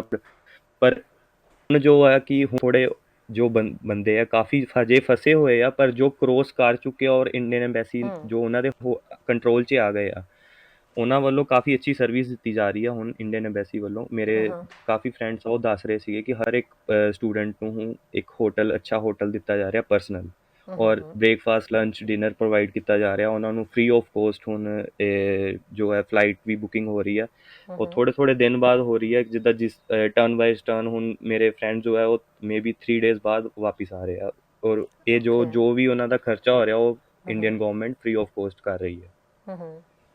ਪਰ ਜੀ। ਕਾਫੀ ਹਜੇ ਵੀ ਜੋ ਕਾਫੀ ਜਾਣੇ ਆ ਹਜੇ ਵੀ ਫਸੇ ਹੋਏ ਆ ਉੱਥੇ, ਬੈਠੇ ਹੋਏ ਆ ਕਿ ਵੇਟ ਕਰ ਰਹੇ ਆ ਆਪਣੀ ਟਰਨ ਕਦੋਂ ਆਏਗੀ, ਸਾਡੀ ਟਰਨ ਕਦੋਂ ਅਸੀਂ ਕ੍ਰੋਸ ਕਰਾਂਗੇ। ਔਰ ਹੁਣ ਨਿਊਜ਼ ਦੇ ਵਿੱਚ ਮੈਂ ਇਹ ਵੀ ਸੁਣਿਆ ਕਿ ਇੰਡੀਅਨ ਨੇ ਸਪੋਰਟ ਨਹੀਂ ਕੀਤਾ ਜੋ VOTING ਵਗੈਰਾ ਹੋਈ ਸੀਗੀ, ਤੇ ਹਾਂ ਇੰਡੀਅਨ ਬਿਲਕੁਲ। ਨਿਊਟਰਲ ਹੈਗਾ ਇਸ ਚੀਜ਼ ਤੇ ਯੂਕਰੇਨ ਦੇ ਜੋ ਆਰਮੀਜ਼ ਆ ਉਹ ਥੋੜਾ ਬੈਡ ਬਿਹੇਵੀਅਰ ਕਰ ਰਹੇ ਆ ਇੰਡੀਅਨ ਸਟੂਡੈਂਟਸ ਦੇ ਨਾਲ। ਹੂੰ ਮੈਂ ਵੀ ਦੇਖੀ ਬਿਲਕੁਲ ਸੀਗੀ ਇਹ ਦੀਪਾਂਸ਼ੂ, ਚੀਜ਼। ਇੱਕ ਖਬਰ ਸੱਚੀ ਹੈ। ਚਲੋ ਤੁਸੀਂ ਨਿਊਜ਼ 'ਚ ਤਾਂ ਦੇਖਿਆ, ਅਸੀਂ ਵੀ ਨਿਊਜ਼ ਵਿੱਚ ਹੀ ਦੇਖਿਆ। ਹਮ, ਤੁਸੀਂ ਜ਼ਿਆਦਾ ਬੈਟਰ ਦੱਸ ਸਕਦੇ ਹੋ ਕਿਉਂਕਿ ਇਸ ਵੇਲੇ ਮੈਂ ਸਟੂਡੈਂਟ ਦੇ ਰਾਬਤੇ ਦੇ ਵਿੱਚ ਹੈਗੇ ਨੇ, ਮੈਂ ਕਿ ਇਹ ਸੱਚ ਹੈ ਕਿ ਮੈਂ ਬਿਹੇਵ ਇਦਾਂ ਦਾ ਪੁੱਛਿਆ ਹੋ ਰਿਹਾ। ਸੀਗਾ ਹੂੰ ਮੈਂ ਪੁੱਛਿਆ ਸੀਗਾ ਤੇ ਉਹ ਕਹਿ ਰਿਹਾ ਕਿ ਇਦਾਂ ਅਸੀਂ ਕੋਈ ਵੀ ਇਦਾਂ ਦੇ ਕਿ ਅਸੀਂ ਦੇਖਿਆ ਨਹੀਂ ਹਜੇ ਤੱਕ। ਇਹ ਨਿਊਜ਼ ਦੇ ਵਿੱਚ ਦਿਖਾ ਰਹੇ ਆ ਤੇ ਕੁਝ ਕਹਿ ਨਹੀਂ ਸਕਦੇ, ਹੋ ਵੀ ਸਕਦਾ ਨਹੀਂ ਵੀ ਹੋ ਸਕਦਾ, ਕਿਉਂਕਿ ਨਿਊਜ਼ ਦੇ ਵਿੱਚ ਥੋੜਾ ਵਧਾ ਚੜਾ ਕੇ ਵੀ ਕਦੀ ਕਦੀ ਦਿਖਾ ਹਾਂ ਦਿੰਦੇ ਆ ਕਿ ਆਪਾਂ ਉਸ ਚੀਜ਼ ਨੂੰ ਸੱਚ ਮੰਨ ਲਈਏ ਤਾਂ ਉਹ ਸਹੀ ਨਹੀਂ। ਮੈਂ ਪੁੱਛਿਆ ਸੀਗਾ ਆਪਣੇ ਫਰੈਂਡਸ ਨੂੰ ਕਿ ਇਹ ਸੱਚ ਹੈ, ਪਰ ਹੁਣ ਮੈਨੂੰ ਕਿਸੇ ਨੇ ਨਹੀਂ ਦੱਸਿਆ ਕਿ ਇਹ ਚੀਜ਼ ਹੈ। ਉਹ ਕਹਿੰਦੇ ਕਿ ਸਾਡੇ ਨਾਲ ਜੋ ਪੋਲਾਈਟਲੀ ਬਿਹੇਵ ਕੀਤਾ ਉਹਨਾਂ ਨੇ, ਕੋਈ ਸਾਨੂੰ ਪਰੇਸ਼ਾਨੀ ਨਹੀਂ, ਕੋਈ ਦਿੱਕਤ ਨਹੀਂ। ਬਸ ਅਸੀਂ ਉੱਥੇ ਵਿਦਆਊਟ ਫੂਡ ਜਾਂ ਵਿਦਆਊਟ ਵਾਟਰ ਅਸੀਂ 15 ਘੰਟੇ ਵੇਟ ਕਰਕੇ ਕ੍ਰੋਸ ਕੀਤਾ, ਪਰ ਇਦਾਂ ਦਾ ਕੁਝ ਸਾਡੇ ਨਾਲ ਨਹੀਂ ਉਹਨਾਂ ਨੇ ਬਿਹੇਵ ਕੀਤਾ। ਓਕੇ। ਸੋ ਇਸ ਵੇਲੇ ਸ਼ੈਲਟਰ ਦੇ ਵਿੱਚ ਵੀ ਬਹੁਤ ਸਾਰੇ ਉੱਥੇ ਦੀਪਾਂਸ਼ੂ ਲੋਕ ਹੈਗੇ ਨੇ, ਤੇ ਉਹਨਾਂ ਦੀ ਦੇਖ ਰੇਖ ਸੰਬੰਧੀ ਕੋਈ ਜਾਣਕਾਰੀ ਮਿਲ ਰਹੀ ਹੈ ਵੀ ਕਿਵੇਂ ਉੱਥੇ ਰਹਿ ਰਹੇ ਨੇ, ਕਿਹੜੇ ਸ਼ੈਲਟਰਾਂ ਦੇ ਵਿੱਚ ਉਹ ਛੁਪੇ ਹੋਏ ਨੇ, ਔਰ ਜ਼ਿਆਦਾਤਰ ਕਿਹੜੇ ਜਗ੍ਹਾ ਤੇ, ਕੀਵ ਤੇ ਜਾਂ ਹੋਰ ਖਾਰਕੀਵ ਵਗੈਰਾ ਦੀ ਵੀ ਗੱਲਬਾਤ ਸਾਹਮਣੇ ਆ ਰਹੀ ਸੀਗੀ। ਸੋ ਜ਼ਿਆਦਾ ਲੋਕ ਕਿੱਥੇ ਫਸੇ ਹੋਏ ਨੇ? ਐਕਚੁਅਲੀ ਕੀਵ ਦੇ ਵਿੱਚ ਜ਼ਿਆਦਾ ਫਸੇ ਹੋਏ, ਖਾਰਕੀਵ ਦੇ ਵਿੱਚ ਵੀ ਜ਼ਿਆਦਾ ਫਸੇ। ਕੀਵ ਔਰ ਖਾਰਕੀਵ ਜੋ ਹੈ ਨਾ, ਖਾਰਕੀਵ ਇਹਨਾਂ ਦੀ ਪੁਰਾਣੀ ਕੈਪੀਟਲ ਸਿਟੀ ਹੈ ਜਦੋਂ ਇੰਡੀਪੈਂਡੈਂਟ ਹੋਣ ਤੋਂ ਪਹਿਲਾਂ ਸੀ ਇਹਨਾਂ ਦੀ। ਉੱਥੇ ਜ਼ਿਆਦਾ ਕਿਉਂਕਿ ਰਸ਼ੀਆ ਦਾ ਬਾਰਡਰ ਕਾਫੀ ਲਾਗੇ ਹੈਗਾ ਉੱਥੋਂ ਦੀ, ਖਾਰਕੀਵ ਓਕੇ। ਤੋਂ। ਔਰ ਅੱਜ ਵੀ ਨਿਊਜ਼ ਦੇ ਵਿੱਚ ਆਇਆ ਕਿ ਉੱਥੇ ਇੱਕ ਬੰਬ ਬਲਾਸਟ ਹੋਇਆ ਖਾਰਕੀਵ ਦੇ ਵਿੱਚ, ਇੱਕ ਇੰਡੀਅਨ ਜਿਹੜਾ ਸਟੂਡੈਂਟ ਸੀਗਾ ਉਹ ਬਿਲਕੁਲ, ਉਹਦੀ ਡੈਥ ਹੋ ਗਈ। ਹੋ ਗਿਆ। ਹਾਂਜੀ। ਤੇ ਇਹ ਚੀਜ਼ ਬੰਕਰਸ ਉੱਥੇ ਬਣੇ ਹੋਏ ਆ ਕਿਉਂਕਿ ਵਰਲਡ ਦੀ ਕਾਫੀ ਡੀਪੈਸਟ ਜੋ ਮੈਟਰੋ ਆ ਉਹ ਯੂਕਰੇਨ ਦੇ ਵਿੱਚ ਹੈਗੇ ਆ। ਮੈਟਰੋ ਜੋ ਆ ਸਾਰੀਆਂ ਉਹ ਡੀਪ ਹੈ ਇੱਥੇ। ਉੱਥੇ ਸਾਰੇ ਫਸੇ ਹੋਏ ਬੰਦੇ ਅੱਜ ਕਿ ਸਾਨੂੰ ਪਾਣੀ ਦੀ ਉਹਨਾਂ ਨੇ ਕੋਰਸ ਹਰ ਕਿਸੇ ਉੱਥੇ ਲੋਕ ਇਨਕਰੀਜ਼ ਕਰ ਕਿ ਜੋ ਸਾਨੂੰ 50 ਰੁਪੀਸ ਦੀ ਬੋਟਲ ਮਿਲ ਰਹੀ, 250 ਦੀ ਮਿਲ ਰਹੀ। ਇਹ ਚੀਜ਼ ਸਾਨੂੰ ਪ੍ਰੋਬਲਮ ਵੀ ਕ੍ਰੀਏਟ ਕਰ ਰਹੀ ਹੈ। ਕਈ ਸਟੂਡੈਂਟਸ ਹਜੇ ਤੱਕ ਕਰ ਰਹੇ ਆ ਕਿ ਮਤਲਬ ਉਹਨਾਂ ਕੋਲ ਪੈਸੇ ਦੀ ਅਵੇਲੇਬਿਲਿਟੀ ਨਹੀਂ ਹੈ, ਕਿਉਂਕਿ ਉਹ ਅਗਰ ਉਹ ਬਾਰਡਰ ਸਿਟੀ ਤੋਂ ਦੂਰ ਹੈਗੇ ਤਾਂ ਉਹ ਕਿੱਦਾਂ ਜਾਊਗੇ ਕਿ ਉਹਨਾਂ ਕੋਲ ਪੈਸੇ ਹੀ ਨਹੀਂ ਹੈਗੇ। ਬਿਲਕੁਲ। ਔਰ ਜੋ ਐਮਬੈਸੀ ਵਾਲੇ ਆ ਉਹ ਤਾਂ ਬਾਰਡਰ ਤੋਂ ਪਿਕ ਕਰ ਰਹੇ ਨਾ, ਜੋ ਅੰਦਰ ਸਿਟੀਜ਼ ਦੇ ਵਿੱਚ ਫਸੇ ਹੋਏ ਉਹ ਕਿੱਦਾਂ ਬਾਹਰ ਨਿਕਲੂਗੇ। ਇੱਕ ਸਭ ਤੋਂ ਵੱਡੀ ਮੇਨ ਗੱਲ ਇਹ ਵੀ ਹੈ ਮੇਰੇ ਕੋਲ ਫਰੈਂਡਸ ਖਾਰਕੀਵ ਤੋਂ ਨੈਕਸਟ ਸਟੇਸ਼ਨ ਹੈਗਾ ਪੋਲਟਾਵਾ, ਉਹ ਹਜੇ ਵੀ ਪੋਲਟਾਵਾ ਦੇ ਵਿੱਚ। ਓਕੇ। ਔਰ ਮੈਂ ਉਹਨਾਂ ਨੂੰ ਇਹ ਪੁੱਛਿਆ ਤੁਸੀਂ ਕਿਉਂ ਨਹੀਂ ਜਾ ਰਹੇ, ਤੁਸੀਂ ਕਿਉਂ ਨਹੀਂ ਮੂਵ ਕਰ ਰਹੇ ਹੋ? ਕਹਿੰਦੇ ਸਾਡੇ ਕੋਲ ਪੈਸੇ ਹੀ ਨਹੀਂ ਹੈਗੇ ਟੈਕਸੀ ਵਾਸਤੇ। ਅਸੀਂ ਟੈਕਸੀ ਵਾਲੇ ਨਾਲ ਗੱਲ ਵੀ ਕਰਦੇ ਹਾਂ ਤਾਂ ਟੈਕਸੀ ਵਾਲਾ ਸਾਨੂੰ ਕਹਿੰਦਾ ਕਿ ਇੰਨੇ ਪੈਸੇ ਲੱਗਣਗੇ ਤਾਂ ਅਸੀਂ ਕਿੱਧਰ ਲਾਵਾਂਗੇ ਉਹਨਾਂ ਨੂੰ। ਜੀ ਦੀਪਾਂਸ਼ੂ, ਬਿਲਕੁਲ ਥੋੜਾ ਜਿਹਾ ਨੈਟਵਰਕ ਇਸ਼ੂ ਸਾਨੂੰ ਆ ਰਿਹਾ, ਪਰ ਅਸੀਂ ਕੋਸ਼ਿਸ਼ ਕਰਦੇ ਹਾਂ ਕਿ ਤੁਹਾਡੀ ਗੱਲਬਾਤ ਸਾਨੂੰ ਐਟਲੀਸਟ ਕਲੀਅਰ ਸੁਣ ਜ਼ਰੂਰ ਸਕੇ। ਦੀਪਾਂਸ਼ੂ, ਇੱਕ ਚੀਜ਼ ਹੋਰ ਕਹੀ ਜਾ ਰਹੀ ਹੈ, ਜਿਹੜੇ ਸਟੂਡੈਂਟ ਦੀ ਇੱਥੇ ਗੱਲ ਕੀਤੀ ਹੈ ਵੀ ਖਾਰਕੀਵ ਦੇ ਵਿੱਚ ਜਦੋਂ ਬੰਬ ਬਲਾਸਟ ਹੋਇਆ ਤਾਂ ਉਸ ਵੇਲੇ ਇੱਕ ਜਿਹੜਾ ਇੰਡੀਅਨ ਸਟੂਡੈਂਟ ਹੈਗਾ ਉਹਦੀ ਡੈਥ ਹੋ ਗਈ। ਉਹਦੇ ਸੰਬੰਧੀ ਤੁਹਾਨੂੰ ਕੋਈ ਜਾਣਕਾਰੀ ਮਿਲ ਪਾ ਰਹੀ ਹੈ? ਉਹ ਸਟੂਡੈਂਟ ਕੌਣ ਸੀਗਾ, ਕੀ ਨਾਮ ਸੀ, ਕਿੱਥੋਂ ਦਾ ਸੀਗਾ? ਕੋਈ ਇਨਫੋਰਮੇਸ਼ਨ ਪਹੁੰਚੀ ਤੁਹਾਡੇ ਤੱਕ? ਨਹੀਂ, ਮੈਂ ਜਸਟ ਨਿਊਜ਼ ਦੇ ਵਿੱਚ ਸੁਣਿਆ। ਮੈਂ ਕਿਸੇ ਕੋਲ ਇੱਦਾਂ ਨਹੀਂ ਕਿ ਉਹ ਮੇਰੇ ਨੋਨ ਦੇ ਵਿੱਚ ਨਹੀਂ ਹੈ, ਇੱਦਾਂ ਕੁਛ ਨਹੀਂ ਹੈ। ਮੈਂ ਨਿਊਜ਼ ਦੇ ਵਿੱਚ ਹੀ ਸੁਣੀ ਇਹ ਚੀਜ਼ ਕਿ ਇਹ ਚੀਜ਼ ਜੋ ਮਿਸ ਹੈਪਨਿੰਗ ਹੋਈ ਹੈ ਬਹੁਤ ਖਰਾਬ। ਜੋ ਸੁਣਨ 'ਚ ਆਇਆ ਕਿ ਕਿਉਂਕਿ ਇੰਡੀਅਨਸ ਨੂੰ ਉੱਥੇ ਕਾਫੀ ਸਪੋਰਟ ਮਿਲ ਰਹੀ ਹੈ, ਕਿਉਂਕਿ ਰਸ਼ੀਅਨ ਗਵਰਨਮੈਂਟ ਨੇ ਵੀ ਇਹ ਨਿਊਜ਼ ਦਿੱਤੀ ਸੀ ਕਿ ਉਹਨਾਂ ਦੇ ਆਪਣੇ ਆਰਮੀ ਨੂੰ ਇਹ ਹਦਾਇਤਾਂ ਹੀ ਦਿੱਤੀਆਂ ਸੀਗੀਆਂ ਕਿ ਜੇ ਤੁਹਾਨੂੰ ਕੋਈ ਇੰਡੀਅਨ ਫਲੈਗਸ ਦੇ ਵਿਦ ਇੰਡੀਅਨ ਫਲੈਗ ਕੋਈ ਦਿਖਦਾ ਤੇ ਤੁਸੀਂ ਉਹਨੂੰ ਹਾਰਮ ਨਹੀਂ ਕਰਨਾ, ਤੁਸੀਂ ਉਹਨੂੰ ਇੱਕ ਸੇਫ ਪਲੇਸ ਤੇ ਖੁਦ ਛੱਡ ਕੇ ਆਉਣਾ। ਠੀਕ ਹੈ। ਪਰ ਫਿਰ ਵੀ ਅਗਰ ਇਹ ਚੀਜ਼ ਹੋ ਰਹੀ ਹੈ ਤਾਂ ਬਹੁਤ ਖਰਾਬ ਹੈ ਇਹ ਚੀਜ਼। ਜੀ ਦੀਪਾਂਸ਼ੂ, ਤੁਸੀਂ ਤਾਂ ਸਟੂਡੈਂਟ ਹੋ। ਸਟੂਡੈਂਟ ਇੱਕ ਆਪਣੀ ਆਬਜ਼ਰਵੇਸ਼ਨ ਵੀ ਰੱਖਦੇ ਹੁੰਦੇ ਨੇ ਵੀ ਕਿਵੇਂ ਹਰ ਚੀਜ਼ ਨੂੰ ਦੇਖਿਆ ਜਾਵੇ ਅਤੇ ਕਿਵੇਂ ਉਹਨੂੰ ਸੋਚ ਸਮਝ ਜਿਹੜੀ ਹੁੰਦੀ ਆ ਉਹਨੂੰ ਕਿਵੇਂ ਚਲਾਇਆ ਜਾ ਸਕਦਾ ਹੈ। ਤੁਹਾਡੀ ਸੋਚ ਕੀ ਕਹਿੰਦੀ ਹੈ ਜਦੋਂ ਵੀ ਵਿਦਿਆਰਥੀ ਹੈ ਜਿਹੜੇ ਸਰਕਮਸਟਾਂਸਿਸ ਦੇ ਵਿੱਚ ਤੁਹਾਨੂੰ ਸਾਰਿਆਂ ਨੂੰ ਉੱਥੋਂ ਨਿਕਲਣਾ ਪੈ ਰਿਹਾ, ਕਈ ਵਿਦਿਆਰਥੀ ਹਜੇ ਵੀ ਸਟਕ ਪਏ ਨੇ, ਤੁਸੀਂ ਜਦੋਂ ਵੀ ਇਸ ਯੁੱਧ ਨੂੰ, ਇਸ ਵਾਰ ਨੂੰ ਯਾਦ ਕਰੋਗੇ ਤਾਂ ਕਿਵੇਂ ਯਾਦ ਕਰੋਗੇ? ਕੀ ਉਹਦੇ ਸੰਬੰਧੀ ਤੁਹਾਡੀ ਆਪਣੀ ਸੋਚ ਜਿਹੜੀ ਆ ਉਹ ਬਣੇਗੀ? ਐਕਚੁਅਲੀ ਮੈਂ ਤਾਂ ਇਹ ਚੀਜ਼ ਸੋਚਦਾ ਕਿ ਜੋ ਇਹ ਹੈਪਨਿੰਗ ਹੋ ਰਹੀ ਆ, ਅਸੀਂ ਸੋਚ ਸਕਦੇ ਹਾਂ ਕਿ ਇਹ ਪੋਲੀਟੀਕਲਸ ਗੇਮਸ ਆ ਜਾਂ ਕੁਝ ਵੀ ਆ, ਪਰ ਹੂੰ ਮੇਨ ਜੋ ਹਰ ਇਸ ਚੀਜ਼ ਨੂੰ ਫੇਸ ਕੌਣ ਕਰ ਰਿਹਾ, ਫੇਸ ਤਾਂ ਪਬਲਿਕ ਹੀ ਕਰ ਰਹੀ ਨਾ। ਹੂੰ ਇੱਕ ਹੁਣ ਪਤਾ ਨਹੀਂ ਅਸੀਂ ਕੀ ਸਹਿ ਸਕਦੇ ਕਿ ਕਿਸ ਚੀਜ਼ ਦੀ ਲੜਾਈ ਹੈ ਇਹਨਾਂ ਦੀ ਆਪਸ 'ਚ, ਕਿਉਂਕਿ ਕਾਫੀ ਦੇਰ ਦੀ ਚੱਲਦੀ ਆ ਰਹੀ ਹੈ। ਸਾਨੂੰ ਤਾਂ ਪਤਾ ਹੀ ਨਹੀਂ, ਅਸੀਂ ਤਾਂ ਨਵੇਂ ਗਏ ਇੱਥੇ, ਸਾਨੂੰ ਇਸ ਚੀਜ਼ ਦੀ ਕੋਈ ਨੌਲੇਜ ਹੀ ਨਹੀਂ ਹੈ ਕਿ ਅੰਡਰ ਇਹਨਾਂ ਦੇ ਕੀ ਚੱਲ ਰਿਹਾ। ਪਰ ਫਿਰ ਵੀ ਜੋ ਪਬਲਿਕ ਫੇਸ ਕਰ ਰਹੀ ਹੈ, ਉੱਥੇ ਦੀ ਪਬਲਿਕ ਨੂੰ ਇੰਨਾ ਹਾਰਮ ਹੋ ਰਿਹਾ, ਬਿਲਡਿੰਗਸ ਦਾ ਨੁਕਸਾਨ ਹੋ ਰਿਹਾ। ਸਭ ਤੋਂ ਵੱਡੀ ਮੇਨ ਗੱਲ ਹੈ ਕਿ ਜੋ ਸਟੂਡੈਂਟਸ MBBS ਦੇ ਆ, ਜਾਂ ਮੈਂ ਆਪਣੀ ਗੱਲ ਕਰ ਰਿਹਾ MBA ਦੀ, ਹਾਂਜੀ ਮੇਰਾ ਲਾਸਟ ਸਮੈਸਟਰ ਰਹਿੰਦਾ ਸੀਗਾ, ਜਾਂ ਕਈ MBBS ਦੇ ਸਟੂਡੈਂਟਸ ਆ ਉਹਨਾਂ ਦੇ ਸਿਰਫ 6 ਮੰਥਸ ਰਹਿ ਗਏ, ਜਾਂ ਉਹਨਾਂ ਦੇ 4 ਸਾਲ ਕੰਪਲੀਟ, 5 ਸਾਲ ਦਾ ਕੋਰਸ ਆ ਉਹਨਾਂ ਦਾ 4 ਸਾਲ ਕੰਪਲੀਟ ਹੋ ਚੁੱਕੇ ਉਹਨਾਂ ਦੇ। ਹੂੰ ਉਹ ਹੁਣ ਕੀ ਕਰੂਗੇ, ਆਪਣੀ ਉਹਨਾਂ ਦੀ ਸਟੱਡੀ ਸਾਰੀ ਖਰਾਬ ਹੋ ਗਈ ਕਿ ਉੱਥੇ ਕਿੱਦਾਂ ਦੇ ਅੱਗੋਂ ਸਾਨੂੰ ਇੰਸਟਰਕਸ਼ਨਸ ਮਿਲੂਗੀਆਂ ਯੂਨੀਵਰਸਿਟੀਜ਼ ਵੱਲੋਂ ਜਾਂ ਕੁਝ ਵੀ, ਕਿ ਹੁਣ ਅਸੀਂ ਅੱਗੇ ਕਿੱਥੇ ਕੰਟੀਨਿਊ ਕਰਾਂਗੇ। ਸਾਡਾ ਮੇਨ ਹੈ ਕਿ ਟਾਈਮ ਸਭ ਤੋਂ ਵੱਡਾ ਖਰਾਬ ਹੋ ਗਿਆ ਸਾਡਾ। ਬਿਲਕੁਲ ਹੂੰ ਔਰ ਇਸ ਵੋਰ ਦੀ ਕੰਡੀਸ਼ਨ ਦੇ ਵਿੱਚ ਇੱਕ ਤਾਂ ਟਾਈਮ ਦਾ ਕਿੰਨਾ ਖਰਾਬ ਹੋ ਗਿਆ, ਔਰ ਉੱਥੇ ਦੀ ਪਬਲਿਕ ਕਿੰਨੀ ਜ਼ਿਆਦਾ ਖਰਾਬ ਹੋ ਰਹੀ ਆ। ਅਸੀਂ ਸਿਰਫ ਆਪਣਾ ਹੀ ਨਹੀਂ ਸੋਚਾਂਗੇ, ਉੱਥੇ ਦੇ ਯੂਕਰੇਨੀਅਨ ਪੀਪਲਸ ਜੋ ਆ, ਮੇਰੇ ਅਕੋਰਡਿੰਗ ਉਹਨਾਂ ਨਾਲ ਬਹੁਤ ਜ਼ਿਆਦਾ ਗਲਤ ਹੋ ਰਿਹਾ ਹੁਣ ਇਸ ਸਿਚੁਏਸ਼ਨ 'ਚ। ਕਿ ਰਸ਼ੀਆ ਨੂੰ ਅਗਰ ਠੀਕ ਹੈ ਕੁਝ ਵੀ ਸਿਚੁਏਸ਼ਨਸ ਹੋ ਸਕਦੀਆਂ, ਪਰ ਕਿ ਅਸੀਂ ਵੋਰ ਇੱਕ ਸੋਲੂਸ਼ਨ ਨਹੀਂ ਹੋ ਸਕਦਾ ਉਹਦਾ, ਕਿ ਅਸੀਂ ਬੈਠ ਕੇ ਗੱਲਬਾਤ ਕਰਕੇ ਵੀ ਹਰ ਇੱਕ ਚੀਜ਼ ਦਾ ਸੋਲੂਸ਼ਨ ਨਿਕਾਲਿਆ ਜਾ ਸਕਦਾ ਵਾ। ਬਿਲਕੁਲ। ਤੇ ਜਿਸ ਵੇਲੇ ਇਹ ਗੱਲਬਾਤ ਚੱਲ ਰਹੀ ਸੀ, ਹਾਲਾਂਕਿ ਮੈਨੂੰ ਨਹੀਂ ਪਤਾ ਕਿ ਇਹਦੇ ਤੇ ਦੀਪਾਂਸ਼ੂ ਤੁਹਾਡੀ ਆਪਣੀ ਕੀ ਸਮਝ ਸੋਚ ਚੱਲਦੀ ਹੈ, ਪਰ ਫਿਰ ਵੀ ਮੈਂ ਸਵਾਲ ਕਰਨਾ ਚਾਹਾਂਗੀ ਕਿ ਇਸ ਵਾਰ ਨੂੰ ਦੇਖਦੇ ਹੋਏ ਤੁਹਾਨੂੰ ਲੱਗਦਾ ਕਿ ਵੀ ਜਿਸ ਤਰੀਕੇ ਨਾਲ ਜਿਹੜੇ ਪ੍ਰੈਜ਼ੀਡੈਂਟ ਨੇ ਉੱਥੋਂ ਦੇ, ਜਿਹੜੇ ਜ਼ੈਲੈਂਸਕੀ ਦੀ ਜਿਨ੍ਹਾਂ ਦੀ ਗੱਲ ਕੀਤੀ ਜਾ ਰਹੀ ਹੈ ਯੂਕਰੇਨ ਦੇ, ਉਹ ਤੁਹਾਨੂੰ ਲੱਗਦਾ ਵੀ ਕਿਤੇ ਨਾ ਕਿਤੇ ਉਹਨਾਂ ਦੀ ਚੂਕ ਹੋਈ ਹੈ ਗੱਲਬਾਤ, ਜਾਂ ਇੱਕ ਵਾਰ ਤੱਕ ਦੀ ਸਿਚੁਏਸ਼ਨ ਜਿਹੜੀ ਆ ਉਹ ਆਉਣੀ ਹੀ ਨਹੀਂ ਚਾਹੀਦੀ ਸੀਗੀ? ਤੇ ਉਹਨਾਂ ਦੇ ਜਿਹੜੇ ਕਹਿ ਸਕਦੇ ਹਾਂ ਵੀ ਭੂਮਿਕਾ ਨੂੰ ਤੁਸੀਂ ਓਵਰਆਲ ਕਿਵੇਂ ਦੇਖਦੇ ਹੋ ਇਸ ਸਾਰੀ ਸਿਚੁਏਸ਼ਨ ਦੇ ਵਿੱਚ? ਦੇਖੋ, ਮੈਂ ਤਾਂ ਇੰਨਾ ਕਹਿਣਾ ਚਾਹੂੰਗਾ ਕਿ ਅਗਰ ਪ੍ਰੈਜ਼ੀਡੈਂਟ ਨੂੰ ਆਪਣੀ ਸਿਚੁਏਸ਼ਨ ਦਾ ਹਰ ਇੱਕ ਦਾ ਪਤਾ ਹੁੰਦਾ, ਸਾਡੇ ਕੋਲ ਕਿੰਨੀ ਮਿਲਟਰੀ ਪਾਵਰ ਕਿੰਨੀ ਆ, ਔਰ ਅਸੀਂ ਕਿਸ ਬੰਦੇ ਦੇ ਨਾਲ ਲੜ ਸਕਦੇ ਕਿੱਦਾਂ, ਪਰ ਇਸ ਸਿਚੁਏਸ਼ਨ ਦੇ ਉੱਤੇ ਅਸੀਂ ਦੇਖਦੇ ਤਾਂ ਇੱਕ ਮਤਲਬ ਉਹਨਾਂ ਕੋਲ ਮਿਲਟਰੀ ਪਾਵਰ ਚਲੋ ਇੰਨੀ ਜ਼ਿਆਦਾ ਨਹੀਂ ਹੈ, ਔਰ ਮੋਸਟਲੀ ਜੋ ਨਾ ਤੁਸੀਂ ਮੈਂ ਖੁਦ ਇਹ ਚੀਜ਼ ਨੂੰ ਫੇਸ ਕੀਤਾ ਕਿ ਯੂਕਰੇਨ ਦੇ ਵਿੱਚ ਜ਼ਿਆਦਾਤਰ ਜੋ ਹੈ ਰਸ਼ੀਅਨ ਬੋਲਦੇ ਬੰਦੇ, ਔਰ ਕੈਪੀਟਲ ਸਿਟੀ ਉਹਨਾਂ ਦੀ ਜੋ ਹੈ ਨਾ, ਉੱਥੇ ਵੀ ਜੋ ਬਲਕਿ ਰਸ਼ੀਅਨ ਬੋਲਦੇ ਜ਼ਿਆਦਾ, ਜੋ ਯੂਕਰੇਨੀਅਨ ਨਹੀਂ ਬੋਲਦੇ। ਮੈਂ ਮੈਂ ਜਦੋਂ ਗਿਆ ਸੀਗਾ, ਮੈਂ 6 ਮੰਥਸ ਕੋਰਸ ਕੀਤਾ ਸੀਗਾ ਪਹਿਲਾਂ ਯੂਕਰੇਨੀਅਨ ਲੈਂਗੁਏਜ ਦਾ। ਦੈਨ ਜਦੋਂ ਮੈਂ ਉਸ ਦੂਸਰੀ ਸਿਟੀ ਤੋਂ ਕੀਵ ਦੇ ਵਿੱਚ ਸ਼ਿਫਟ ਹੋਇਆ ਸੀਗਾ, ਤਾਂ ਮੈਨੂੰ ਇਸ ਚੀਜ਼ ਦੀ ਬੜੀ ਪ੍ਰੋਬਲਮ ਫੇਸ ਕੀਤੀ ਸੀਗੀ ਮੈਂ, ਕਿ ਮੈਨੂੰ ਉੱਥੇ ਜਿਹੜੇ ਬੋਲਣ ਵਾਲੇ ਜੋ ਲੋਕਲ ਲੈਂਗੁਏਜ ਨੂੰ ਛੱਡ ਕੇ ਉੱਥੇ ਦੇ ਕਿ ਉਹ ਰਸ਼ੀਅਨ ਬੋਲਦੇ, ਪਰ ਫਿਰ ਵੀ ਉਹਨਾਂ ਦੀ ਆਪਸ ਦੇ ਵਿੱਚ ਕਿਉਂ ਨਹੀਂ ਬਣੀ ਜਾਂ ਕਿੱਦਾਂ ਕੀ ਉਹਨਾਂ ਦਾ ਫਾਈਟ ਚੱਲ ਰਹੀ ਸੀਗੀ, ਉਹ ਕੁਝ ਨਹੀਂ ਕਹਿ ਸਕਦੇ ਆਪਾਂ। ਪਰ ਫਿਰ ਵੀ ਜੋ ਪ੍ਰੈਜ਼ੀਡੈਂਟ ਨੇ ਮੇ ਵੀ ਸ਼ਾਇਦ ਕੁਝ ਚੀਜ਼ਾਂ 'ਤੇ ਗਲਤੀਆਂ ਕਰਤੀਆਂ ਕਿ ਲੜਾਈ ਵਾਲੀ ਨੌਬਤ ਆਉਣੀ ਨਹੀਂ ਚਾਹੀਦੀ ਸੀਗੀ। ਜੀ, ਹੁਣ ਇਸ ਵੇਲੇ ਤੁਹਾਡੇ ਸਾਰਿਆਂ ਦਾ ਫਿਊਚਰ ਵੀ ਇੱਕ ਬਹੁਤ ਦਾਅ 'ਤੇ ਲੱਗ ਚੁੱਕਿਆ ਹੋਇਆ, ਕੁਐਸਚਨ ਮਾਰਕ ਬਣ ਚੁੱਕਿਆ ਹੋਇਆ ਦੀਪਾਂਸ਼ੂ, ਕਿ ਕਦੋਂ ਇਹ ਸਿਚੁਏਸ਼ਨ ਹੱਲ ਹੋਏਗੀ, ਤਾਂ ਕੀ ਵਾਪਸੀ ਜਿਹੜੀ ਹੈ ਉਹ ਹੋ ਪਾਏਗੀ ਅਤੇ ਕਦੋਂ ਹੋ ਪਾਏਗੀ? ਬਹੁਤ ਸਾਰੇ ਸਵਾਲ ਇਸ ਵੇਲੇ ਸਟੂਡੈਂਟ ਦੇ ਜ਼ਹਿਨ ਦੇ ਵਿੱਚ ਚੱਲ ਰਹੇ ਨੇ। ਸੋ ਕੀ ਹੁਣ ਆਪਣਾ ਸਾਰੇ ਫਿਊਚਰ ਸੋਚਦੇ ਹੋ? ਤੁਹਾਡਾ ਵੀ ਸਮੈਸਟਰ ਜਿਹੜਾ ਲਾਸਟ ਚੱਲ ਰਿਹਾ ਸੀਗਾ, ਇਸ ਤੋਂ ਬਾਅਦ ਤੁਹਾਨੂੰ ਡਿਗਰੀ ਮਿਲਣੀ ਸੀਗੀ, ਹੋਰ ਬਹੁਤ ਸਾਰੇ ਸਟੂਡੈਂਟ ਹੈਗੇ ਨੇ, ਅਤੇ ਕਿਵੇਂ ਹੁਣ ਕੀ ਉਮੀਦਾਂ ਲੱਗ ਰਹੀਆਂ ਨੇ? ਲੱਗਦਾ ਵੀ ਇਹ ਕੰਟੀਨਿਊ ਅੱਗੇ ਕਰ ਪਾਓਗੇ, ਅਤੇ ਜੇ ਕੰਟੀਨਿਊ ਕਰ ਵੀ ਪਾਓਗੇ ਉੱਥੋਂ ਸਭ ਕੁਝ ਠੀਕ ਵੀ ਹੋ ਜਾਂਦਾ, ਤਾਂ ਕੀ ਤੁਹਾਡੇ ਪਰਿਵਾਰਕ ਮੈਂਬਰ ਫਿਰ ਵੀ ਸੇਫ ਫੀਲ ਕਰਨਗੇ ਤੁਹਾਨੂੰ ਉੱਥੇ ਭੇਜਣਾ? ਮੈਂ ਖੁਦ ਆਪਣੀ ਕੰਡੀਸ਼ਨ, ਮੇਰੇ ਫੈਮਿਲੀ ਤਾਂ ਮੈਨੂੰ ਨਹੀਂ ਅਲਾਓ ਕਰੂਗੇ ਉੱਥੇ ਹੁਣ ਜਾਣਾ, ਕਿਉਂਕਿ ਕੰਡੀਸ਼ਨਸ ਹੀ ਇੱਦਾਂ ਦੀਆਂ ਹੋ ਗਈਆਂ ਹੋਈਆਂ। ਕਿਉਂਕਿ ਔਰ ਇਸ ਚੀਜ਼ ਨੂੰ ਅਗਰ ਅਸੀਂ ਦੇਖਿਆ ਜਾਵੇ ਤਾਂ ਕੋਈ ਟਾਈਮ ਸਾਨੂੰ ਇੱਦਾਂ ਤਾਂ ਹੈ ਹੀ ਨਹੀਂ ਕਿ ਕਦੋਂ ਇਹ ਸਟੋਪ ਹੋਏਗਾ।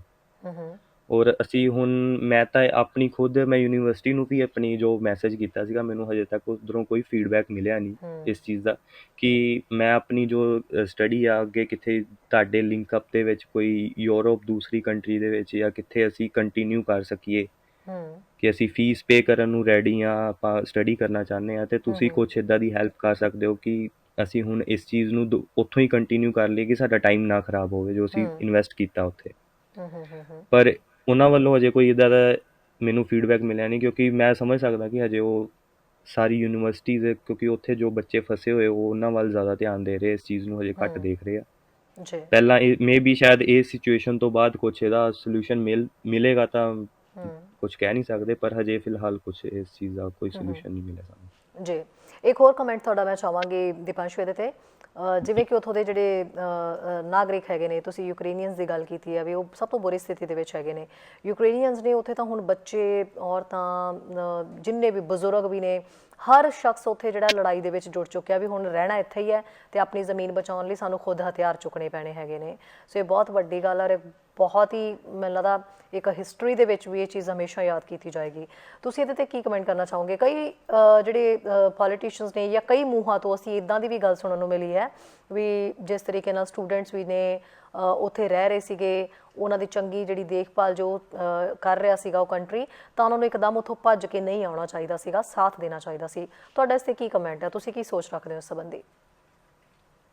ਮੈਂ ਤਾਂ ਇਹੀ ਕਹਿਣਾ ਚਾਹੂੰਗਾ ਕਿ ਜੋ ਅਸੀਂ ਪਹਿਲਾਂ ਤਾਂ ਜੋ ਇਹ ਉਹਨਾਂ ਦੇ ਪ੍ਰੈਜ਼ੀਡੈਂਟ ਨੇ ਇਸ ਚੀਜ਼ ਨੂੰ ਕਰਤਾ ਕਿ ਤੁਸੀਂ ਜੋ 16 ਟੂ ਅਪ ਜੋ ਵੀ ਏਜ ਆ ਮੇਲਸ ਪਰਸਨ ਦੀ, ਉਹ ਬਾਰਡਰ ਕ੍ਰੋਸ ਨਹੀਂ ਕਰੂਗੇ, ਉਹਨਾਂ ਨੂੰ ਮਿਲਟਰੀ ਦੇ ਵਿੱਚ ਕਨਫਰਮ ਜੋ ਹੈ ਫਿਕਸ ਹੋਣਾ ਹੀ ਪੈਣਾ, ਜੁਆਇਨ ਕਰਨਾ ਪੈਣਾ।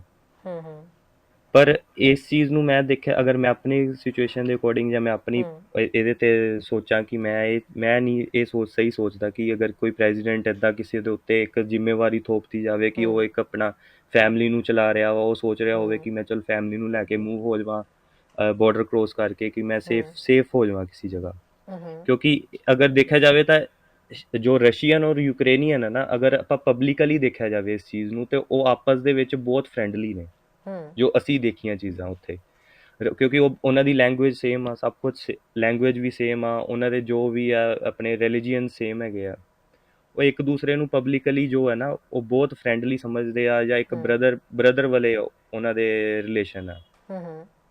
ਪਰ ਫਿਰ ਵੀ ਇਹ ਸਾਰੀਆਂ ਚੀਜ਼ਾਂ ਕਿਸ ਕਰਕੇ ਹੋਈਆਂ ਕਿ ਉਹਨਾਂ ਦੇ ਮੀਡੀਆ ਦੇ ਵਿੱਚ ਉਹ ਇਹ ਸਾਰੀਆਂ ਚੀਜ਼ਾਂ ਉਹਨਾਂ ਨੂੰ ਗਲਤ ਤਰੀਕੇ ਨਾਲ ਦਿਖਾਈਆਂ ਗਈਆਂ ਸੀਗੀਆਂ ਸ਼ਾਇਦ, ਜਾਂ ਇਹ ਆਪਣੇ ਕਹਿ ਸਕਦੇ ਕਿ ਪੋਲੀਟੀਕਲ ਗੇਮਸ ਕੀਤੀਆਂ ਗਈਆਂ ਰਸ਼ੀਆ ਵੱਲੋਂ ਵੀ ਯੂਕਰੇਨ ਵੱਲੋਂ। ਪਰ ਮੇਨ ਜੋ ਪਬਲਿਕਲੀ ਇਹ ਚੀਜ਼ ਨੂੰ ਮੈਂ ਸਹੀ ਨਹੀਂ ਸਮਝਦਾ ਕਿ ਉਹਨਾਂ ਨੂੰ ਆਰਮੀ ਦੇ ਵਿੱਚ ਜੁਆਇਨ ਕਰਵਾਓ, ਕਿ ਤੁਸੀਂ ਉਹਨਾਂ ਨੂੰ, ਕਿਉਂਕਿ ਪਹਿਲਾਂ ਜਦੋਂ ਇਹ ਚੀਜ਼ ਸ਼ੁਰੂ ਹੋਈ ਸੀਗੀ ਨਾ, ਤੇ ਯੂਕਰੇਨੀਅਨਸ ਵੀ ਬਹੁਤ ਜ਼ਿਆਦਾ ਜੋ ਹੈ ਪੋਲੈਂਡ, ਕਿਉਂਕਿ ਉਹਨਾਂ ਨੂੰ ਇਸ ਕੰਟਰੀਜ਼ ਦੇ ਵਿੱਚ ਮੂਵ ਹੋਣਾ ਕੋਈ ਇੰਨਾ ਔਖਾ ਨਹੀਂ ਹੈ, ਉਹਨਾਂ ਨੂੰ ਔਨ ਅਰਾਈਵਲ ਵੀਜ਼ਾ ਸਾਰੇ ਆਲ ਓਵਰ ਸ਼ੈਂਜਨ ਕੰਟਰੀਜ਼ ਜੋ ਹੈ। ਬਿਲਕੁਲ। ਹਾਂ, ਪਰ ਇਸ ਚੀਜ਼ ਨੂੰ ਮੈਂ ਗਲਤ ਸਮਝਦਾ ਕਿ ਅਗਰ ਉੱਥੇ ਦੀ ਪਬਲਿਕ ਇਸ ਚੀਜ਼ ਦੇ ਵਿੱਚ ਜੁੜ ਰਹੀ ਆ ਜਾਂ ਕੁਛ ਹੈ, ਤਾਂ ਉਹ ਇੱਕ ਗਲਤ ਤਰੀਕਾ ਹੈ। ਠੀਕ ਆ, ਰਸ਼ੀਆ ਨੇ ਉਹਨਾਂ 'ਤੇ ਹਮਲਾ ਕੀਤਾ, ਪਰ ਸੇਫਟੀ ਜ਼ਿਆਦਾ ਜ਼ਰੂਰੀ ਆ। ਪਰ ਇਸ ਚੀਜ਼ ਨੂੰ ਅਸੀਂ ਦੇਖਿਆ ਜਾਵੇ ਕਿ ਪਬਲਿਕ ਫੇਸ ਨਹੀਂ ਕਰ ਸਕਦੀ। ਠੀਕ ਹੈ, ਜਜ਼ਬਾਤ ਹੈਗੇ ਉਹਨਾਂ ਦੇ ਵਿੱਚ ਕਿ ਉਹ ਇਮੋਸ਼ਨਲੀ ਅਟੈਚ ਹੋ ਰਹੇ ਆ, ਇਸ ਚੀਜ਼ ਨਾਲ ਜੁੜ ਰਹੇ ਆ ਕਿ ਅਸੀਂ ਆਰਮੀ ਦੇ ਵਿੱਚ ਅਸੀਂ ਆਪਣੀ ਕੰਟਰੀ ਦੀ ਕਰ ਰਹੇ ਹਾਂ, ਹੈਲਪ ਕਰ ਰਹੇ ਹਾਂ। ਪਰ ਮੇਰੇ ਅਕੋਰਡਿੰਗ ਇਸ ਚੀਜ਼ ਨੂੰ ਪ੍ਰੈਜ਼ੀਡੈਂਟ ਨੂੰ ਹੀ ਸਮਝਣਾ ਚਾਹੀਦਾ ਕਿ ਪਬਲਿਕ ਪਹਿਲਾਂ ਸੇਫ ਕਰਨੀ ਚਾਹੀਦੀ, ਬਾਅਦ ਦੇ ਵਿੱਚ ਜੋ ਅਸੀਂ ਆਰਮੀ ਫਾਈਟਿੰਗ ਆ ਉਹ ਬਾਅਦ ਦੇ ਵਿੱਚ ਦੇਖਿਆ ਜਾਵੇ। ਤਾਂ ਉਹਨੂੰ ਇਹੀ ਟਰਾਈ ਕੀਤਾ ਜਾਵੇ ਕਿ ਬੈਠ ਕੇ ਗੱਲਬਾਤ ਕਰਕੇ ਕੋਈ ਵੀ ਹੱਲ ਕੀਤਾ ਜਾਵੇ। ਜੀ, ਬਿਲਕੁਲ। ਆਖਿਰ ਦੇ ਵਿੱਚ ਕੀ ਅਪੀਲ ਕਰਨਾ ਚਾਹੋਗੇ ਦੀਪਾਂਸ਼ੂ? ਤੁਹਾਡੇ ਬਹੁਤ ਸਾਰੇ ਇਸ ਟਾਈਮ ਉੱਥੇ ਫਰੈਂਡਸ ਵੀ ਵਾਪਸ ਨਹੀਂ ਆ ਪਾਏ, ਬਹੁਤ ਸਾਰੇ ਲੋਕ ਉੱਥੇ ਫਸੇ ਹੋਏ ਨੇ, ਬਹੁਤ ਸਾਰੇ ਸਟੂਡੈਂਟ ਨੇ, ਕੋਈ ਅਪੀਲ ਕਰਨਾ ਚਾਹੋਗੇ? ਸਰਕਾਰਾਂ ਨੂੰ ਕੋਈ ਮੈਸੇਜ ਦੇਣਾ ਚਾਹੋਗੇ? ਮੈਂ ਤਾਂ ਇਹੀ ਮੈਸੇਜ ਦਊਂਗਾ ਕਿ ਪਹਿਲਾਂ ਜੋ ਬਾਰਡਰਸ ਤੇ ਤਾਂ ਜੋ ਪਹੁੰਚ ਗਏ ਉਹ ਤਾਂ ਸੇਫ ਹੋ ਗਏ ਹੁਣ, ਪਰ ਉਹਨਾਂ ਵੱਲ ਜ਼ਿਆਦਾ ਧਿਆਨ ਦਿੱਤਾ ਜਾਵੇ ਜੋ ਹਜੇ ਵੀ ਸਿਟੀਜ਼ ਦੇ ਵਿੱਚ ਫਸੇ ਹੋਏ ਹੋ। ਉਹਨਾਂ ਨੂੰ ਪੈਸੇ, ਜਿਨ੍ਹਾਂ ਕੋਲ ਪੈਸੇ ਨਹੀਂ ਹੈਗੇ, ਉਹਨਾਂ ਦਾ ਕੁਛ ਨਾ ਕੁਛ ਡਾਟਾ ਇਕੱਠਾ ਕੀਤਾ ਜਾਵੇ ਔਰ ਉਹਨਾਂ ਨੂੰ ਉੱਥੇ ਪੈਸੇ ਪਹੁੰਚਾਏ ਜਾਣ ਕਿ ਉਹ ਸਿਟੀਜ਼ ਦੇ ਵਿੱਚੋਂ ਬਾਹਰ ਨਿਕਲ ਸਕਣ। ਐਟਲੀਸਟ ਉਹ ਬਾਰਡਰਸ ਤੱਕ ਪਹੁੰਚ ਜਾਣ, ਉੱਥੇ ਸੇਫ ਹੋ ਜਾਣ ਉਹ। ਮੈਂ ਫਸਟ ਜੋ ਹੈ ਮੇਰੀ ਇਹੀ ਅਪੀਲ ਹੈ, ਕਿਉਂਕਿ ਮੈਂ ਕਾਫੀ ਆਪਣੇ ਫਰੈਂਡਸ ਤੋਂ ਵੀ ਇਹ ਚੀਜ਼ ਸੁਣੀ ਹੈ ਕਿ ਉਹ ਹਜੇ ਉੱਥੇ ਹੀ ਬੈਠੇ ਆ ਕਿਉਂਕਿ ਉਹਨਾਂ ਕੋਲ ਪੈਸੇ ਨਹੀਂ ਹੈਗੇ। ਬਿਲਕੁਲ। ਤੇ ਮੈਂ ਇਹ ਚੀਜ਼ ਜ਼ਿਆਦਾ ਜ਼ਰੂਰੀ ਸਮਝੂੰਗਾ ਕਿ ਪਹਿਲਾਂ ਉਹਨਾਂ ਨੂੰ, ਜੋ ਉੱਥੇ ਇੰਡੀਅਨ ਸਟੂਡੈਂਟ ਜੋ ਬਾਰਡਰਸ ਤੇ ਪਹੁੰਚ ਗਏ ਆ, ਪਹਿਲਾਂ ਉਹਨਾਂ ਨਾਲੋਂ ਪਹਿਲਾਂ, ਕਿਉਂਕਿ ਉਹ ਤਾਂ ਸੇਫ ਹੋ ਹੀ ਗਏ ਨਾ ਹੁਣ, ਕਿਉਂਕਿ ਉਹ ਇੱਕ ਵੈਸਟਰਨ ਸਾਈਡ ਜੋ ਪੋਲੈਂਡ ਦੇ ਬਾਰਡਰਸ ਆ ਜਾਂ ਹੰਗਰੀ ਦੇ ਬਾਰਡਰਸ ਆ ਲੱਗਦੇ, ਉੱਥੇ ਪਹੁੰਚ ਗਏ ਉਹ। ਪਰ ਜੋ ਸਿਟੀਜ਼ ਦੇ ਵਿੱਚ ਫਸੇ ਹੋਏ ਆ, ਉਹਨਾਂ ਕੋਲ ਪੈਸੇ ਨਹੀਂ ਹੈਗੇ, ਉਹਨਾਂ ਨੂੰ ਮੇਨ ਪ੍ਰਾਇੋਰਟੀ ਪਹਿਲੀ ਜਿਹੜੀ ਦਿੱਤੀ ਜਾਵੇ। ਜੀ, Deepanshu Bhardwaj, thank you so much, ਤੁਸੀਂ ਸਾਡੇ ਨਾਲ ਜੁੜੇ। ਤੇ ਜਿੰਨੀ ਵੀ ਕੋਸ਼ਿਸ਼ ਸਾਡੀ ਕੀਤੀ ਜਾ ਰਹੀ ਹੈ ਵੀ ਕੋਈ ਵੀ ਉਹ ਖਬਰ ਦੇ ਉੱਤੇ ਬਿਲੀਵ ਕਰਨਾ ਵੀ ਕਿਹੜੀ ਠੀਕ ਹੈ ਕਿਹੜੀ ਨਹੀਂ, ਬੜਾ ਮੁਸ਼ਕਿਲ ਹੋ ਜਾਂਦਾ ਹੈ। ਪਰ ਜਿਹੜੇ ਲੋਕ ਉੱਥੋਂ ਆਏ ਹੋਏ ਨੇ, ਸਪੈਸ਼ਲੀ ਜਿਹੜੇ ਨਿਕਲੇ ਨੇ ਉਹਨਾਂ ਹਾਲਾਤਾਂ ਦੇ ਵਿੱਚੋਂ, ਜੋ ਮੰਜ਼ਰ ਨੂੰ ਉਹ ਬਿਆਨ ਕਰ ਸਕਦੇ ਨੇ, ਜੋ ਤਸਵੀਰ ਉਹ ਅੱਖੀ ਦੇਖੀ ਬਿਆਨ ਕਰ ਸਕਦੇ ਨੇ, ਉਹ ਜ਼ਿਆਦਾ ਬੈਟਰ ਹੈਗੀ ਹੈ। ਉਹਦੇ ਵਿੱਚ ਬਹੁਤ ਜ਼ਿਆਦਾ ਸੱਚਾਈ ਜਿਹੜੀ ਹੈ ਉਹ ਨਿਕਲ ਕੇ ਸਾਹਮਣੇ ਆਉਂਦੀ ਹੈ। ਥੈਂਕ ਯੂ ਸੋ ਮਚ ਨਾਲ ਜੁੜਨ ਦੇ ਲਈ, ਐਂਡ ਆਲ ਦ ਬੈਸਟ। ਉਮੀਦ ਕਰਾਂਗੇ ਕਿ ਅੱਗੇ ਤੁਹਾਡੇ ਫਿਊਚਰ 'ਤੇ ਕੋਈ ਰੁਕਾਵਟ ਨਾ ਆਵੇ ਅਤੇ ਤੁਹਾਨੂੰ ਜਲਦੀ ਤੋਂ ਜਲਦੀ ਅੱਗੇ ਕੋਈ ਹੋਰ ਰਸਤਾ ਜ਼ਰੂਰ ਦਿਖਾਈ ਦੇਵੇ। Thank you so much. ਜੀ ਸੋ ਬਹੁਤ ਸਾਰੇ ਵਿਦਿਆਰਥੀ ਜਿਹੜੇ ਨੇ ਉਹ ਜੁੜ ਰਹੇ ਨੇ, ਰਾਬਤਾ ਉਹਨਾਂ ਨਾਲ ਕੀਤਾ ਜਾ ਰਿਹਾ ਹੈ, ਕਿਉਂਕਿ ਜੋ ਗੱਲ ਉਹ ਬਿਆਨ ਕਰ ਸਕਦੇ ਨੇ, ਜੋ ਦੱਸ ਸਕਦੇ ਨੇ, ਕਿਉਂਕਿ ਉੱਥੇ ਦੇਖ ਕੇ ਆਏ ਨੇ, ਉਸ ਤੋਂ ਵੱਡੀ ਸੱਚਾਈ ਕੋਈ ਵੀ ਨਹੀਂ ਹੋ ਸਕਦੀ।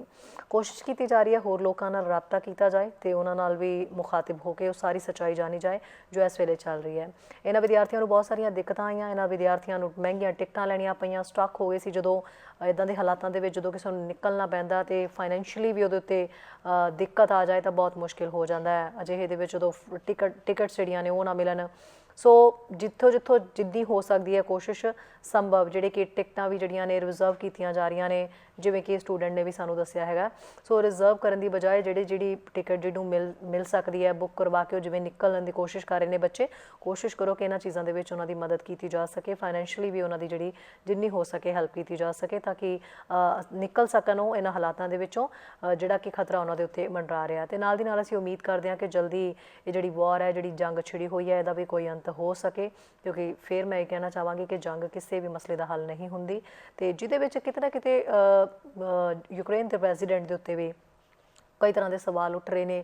ਬੇਸ਼ੱਕ ਉਹ ਅੱਜ ਜੋ ਸਾਨੂੰ ਦਿਖ ਰਹੇ ਨੇ ਕਿ ਮੈਦਾਨ ਦੇ ਵਿੱਚ ਡਟੇ ਹੋਏ ਨੇ, ਖੁਦ ਹਥਿਆਰ ਚੱਕੇ ਹੋਏ ਨੇ, ਔਰਤਾਂ ਨੇ ਹਥਿਆਰ ਚੁੱਕੇ ਹੋਏ ਨੇ, ਬੱਚਿਆਂ ਨੇ ਚੁੱਕੇ ਹੋਏ ਨੇ, ਬੇਸ਼ੱਕ ਉਹ ਸਭ ਜੁਟੇ ਹੋਏ ਨੇ। ਕਈ ਸਿਆਸਤਦਾਨ, ਕਈ ਪੋਲੀਟੀਸ਼ੀਅਨ ਅਸੀਂ ਦੇਖੇ ਯੂਕਰੇਨ ਦੇ ਮੈਦਾਨ ਦੇ ਵਿੱਚ ਹਥਿਆਰ ਚੁੱਕੀ ਫਿਰਦੇ ਨੇ। ਉਹ ਕਹਿੰਦੇ ਨੇ ਅਸੀਂ ਪਰਿਵਾਰ ਜਿਹੜੇ ਨੇ ਆਪਣੇ ਉਹ ਭੇਜ ਦਿੱਤੇ ਹੋਏ ਨੇ, ਅਲੱਗ ਕਰ ਦਿੱਤੇ ਨੇ, ਪਰ ਅਸੀਂ ਇੱਥੇ ਰੁਕਾਂਗੇ, ਅਸੀਂ ਇੱਥੇ ਪੂਰੀ ਫਾਈਟ ਕਰਾਂਗੇ, ਇੱਥੋਂ ਭੱਜਾਂਗੇ ਨਹੀਂ ਅਸੀਂ। ਸੋ ਇਹ ਆਪਣੇ ਆਪ ਦੇ ਵਿੱਚ ਇੱਕ ਜੋਸ਼, ਜਜ਼ਬਾ, ਇੱਕ ਚੰਗੀ ਚੀਜ਼ ਤਾਂ ਮੰਨੀ ਜਾ ਰਹੀ ਹੈ, ਪਰ ਕਿਤੇ ਨਾ ਕਿਤੇ ਥੋੜ੍ਹੀ ਜਿਹੀ ਕੋਤਾਹੀ ਜ਼ਰੂਰ ਨਜ਼ਰ ਆ ਰਹੀ ਹੈ, ਕਿਉਂਕਿ ਜੰਗ ਕਿਸੇ ਵੀ ਮਸਲੇ ਦਾ ਹੱਲ ਨਹੀਂ ਹੁੰਦਾ। ਸ਼ਬਦਾਂ ਦੇ ਨਾਲ ਵੀ ਇਹਨੂੰ ਵਾਰ ਨੂੰ ਰੋਕਿਆ ਜਾ ਸਕਦਾ ਸੀ। ਸੋ ਸਵਾਲ ਹੁਣ ਇੱਕੋ ਹੀ ਸਿਰਫ ਬਾਰ-ਬਾਰ ਨਿਕਲ ਕੇ ਸਾਹਮਣੇ ਆ ਰਿਹਾ, ਜਿਹਦਾ ਜਵਾਬ ਹਰ ਕੋਈ ਚਾਹੁੰਦਾ ਹੈ ਕਿ ਜੰਗ ਤੱਕ ਦੇ ਜਿਹੜੇ ਅਸਾਰ ਹੈ, ਜੰਗ ਤੱਕ ਦਾ ਜਿਹੜਾ ਮਾਹੌਲ ਹੈ ਉਹ ਬਣਿਆ ਹੀ ਕਿਉਂ ਹੈ, ਜਿਹਦੇ ਵਿੱਚ ਯੂਕਰੇਨ ਦੇ ਜਿਹੜੇ ਹੈਗੇ ਨੇ ਪ੍ਰੈਜ਼ੀਡੈਂਟ, ਉਹ ਕਿਤੇ ਨਾ ਕਿਤੇ ਸਵਾਲਾਂ ਦੇ ਘੇਰੇ ਦੇ ਵਿੱਚ ਬਾਰ-ਬਾਰ ਆਉਂਦੇ ਨੇ ਕਿ ਜੰਗ ਤੱਕ ਦੀ ਸਿਚੁਏਸ਼ਨ ਨੂੰ ਰੋਕਿਆ ਜਾ ਸਕਦਾ ਸੀ, ਕਿਸੇ ਵੀ ਤਰੀਕੇ ਨਾਲ ਜਿਹੜੀ ਹੈ ਗੱਲਬਾਤ ਦੇ ਜ਼ਰੀਏ ਇਸ ਨੂੰ ਸੁਲਝਾਉਣ ਦੀ ਕੋਸ਼ਿਸ਼ ਜਿਹੜੀ ਹੈ ਉਹ ਕਿਤੇ ਨਾ ਕਿਤੇ ਉਹਦੇ ਵਿੱਚ ਕੋਤਾਹੀ ਵਰਤੀ ਗਈ ਹੈ। ਸੋ ਉਮੀਦ ਕਰਦੇ ਹਾਂ ਅੱਗੇ ਹੋਰ ਵੀ ਅਪਡੇਟਸ ਇਸ ਸੰਬੰਧੀ ਸਾਡੇ ਤੱਕ ਪਹੁੰਚਦੇ ਰਹਿਣਗੇ ਅਤੇ ਅਸੀਂ ਤੁਹਾਡੇ ਤੱਕ ਪਹੁੰਚਾਉਂਦੇ ਰਹਾਂਗੇ। ਹੋਰ ਲੋਕਾਂ ਦੇ ਨਾਲ ਵੀ ਰਾਬਤਾ ਕਰਨ ਦੀ ਕੋਸ਼ਿਸ਼ ਕਰ ਰਹੇ ਹਾਂ। ਤੁਹਾਡੇ ਤੱਕ ਕੋਈ ਇਨਫੋਰਮੇਸ਼ਨ ਹੈ, ਤੁਸੀਂ ਵੀ ਸਾਡੇ ਨਾਲ ਜੁੜ ਕੇ ਆਪਣੀ ਇਨਫੋਰਮੇਸ਼ਨ ਜਿਹੜੀ ਹੈ ਯੂਕਰੇਨ ਸੰਬੰਧੀ ਸਾਂਝੀ ਕਰ ਸਕਦੇ ਹੋ। ਇਜਾਜ਼ਤ ਦਿਓ, ਕੱਲ ਫਿਰ ਮਿਲਦੇ ਹਾਂ ਦ ਮਾਰਨਿੰਗ ਸ਼ੋਅ ਦੇ ਵਿੱਚ। ਸਤਿ ਸ਼੍ਰੀ ਅਕਾਲ। ਸਾਡਾ ਹਰ ਇੱਕ ਪ੍ਰੋਗਰਾਮ ਵੇਖਣ ਤੇ ਸਾਡੇ ਨਾਲ ਜੁੜਨ ਲਈ ਸਬਸਕ੍ਰਾਈਬ ਕਰੋ ਚੈਨਲ ਪੰਜਾਬੀ ਤੇ ਨੋਟੀਫਿਕੇਸ਼ਨ ਲਈ ਬੈਲ ਆਈਕਨ ਵਾਲੇ ਬਟਨ ਤੇ ਕਲਿੱਕ ਕਰੋ।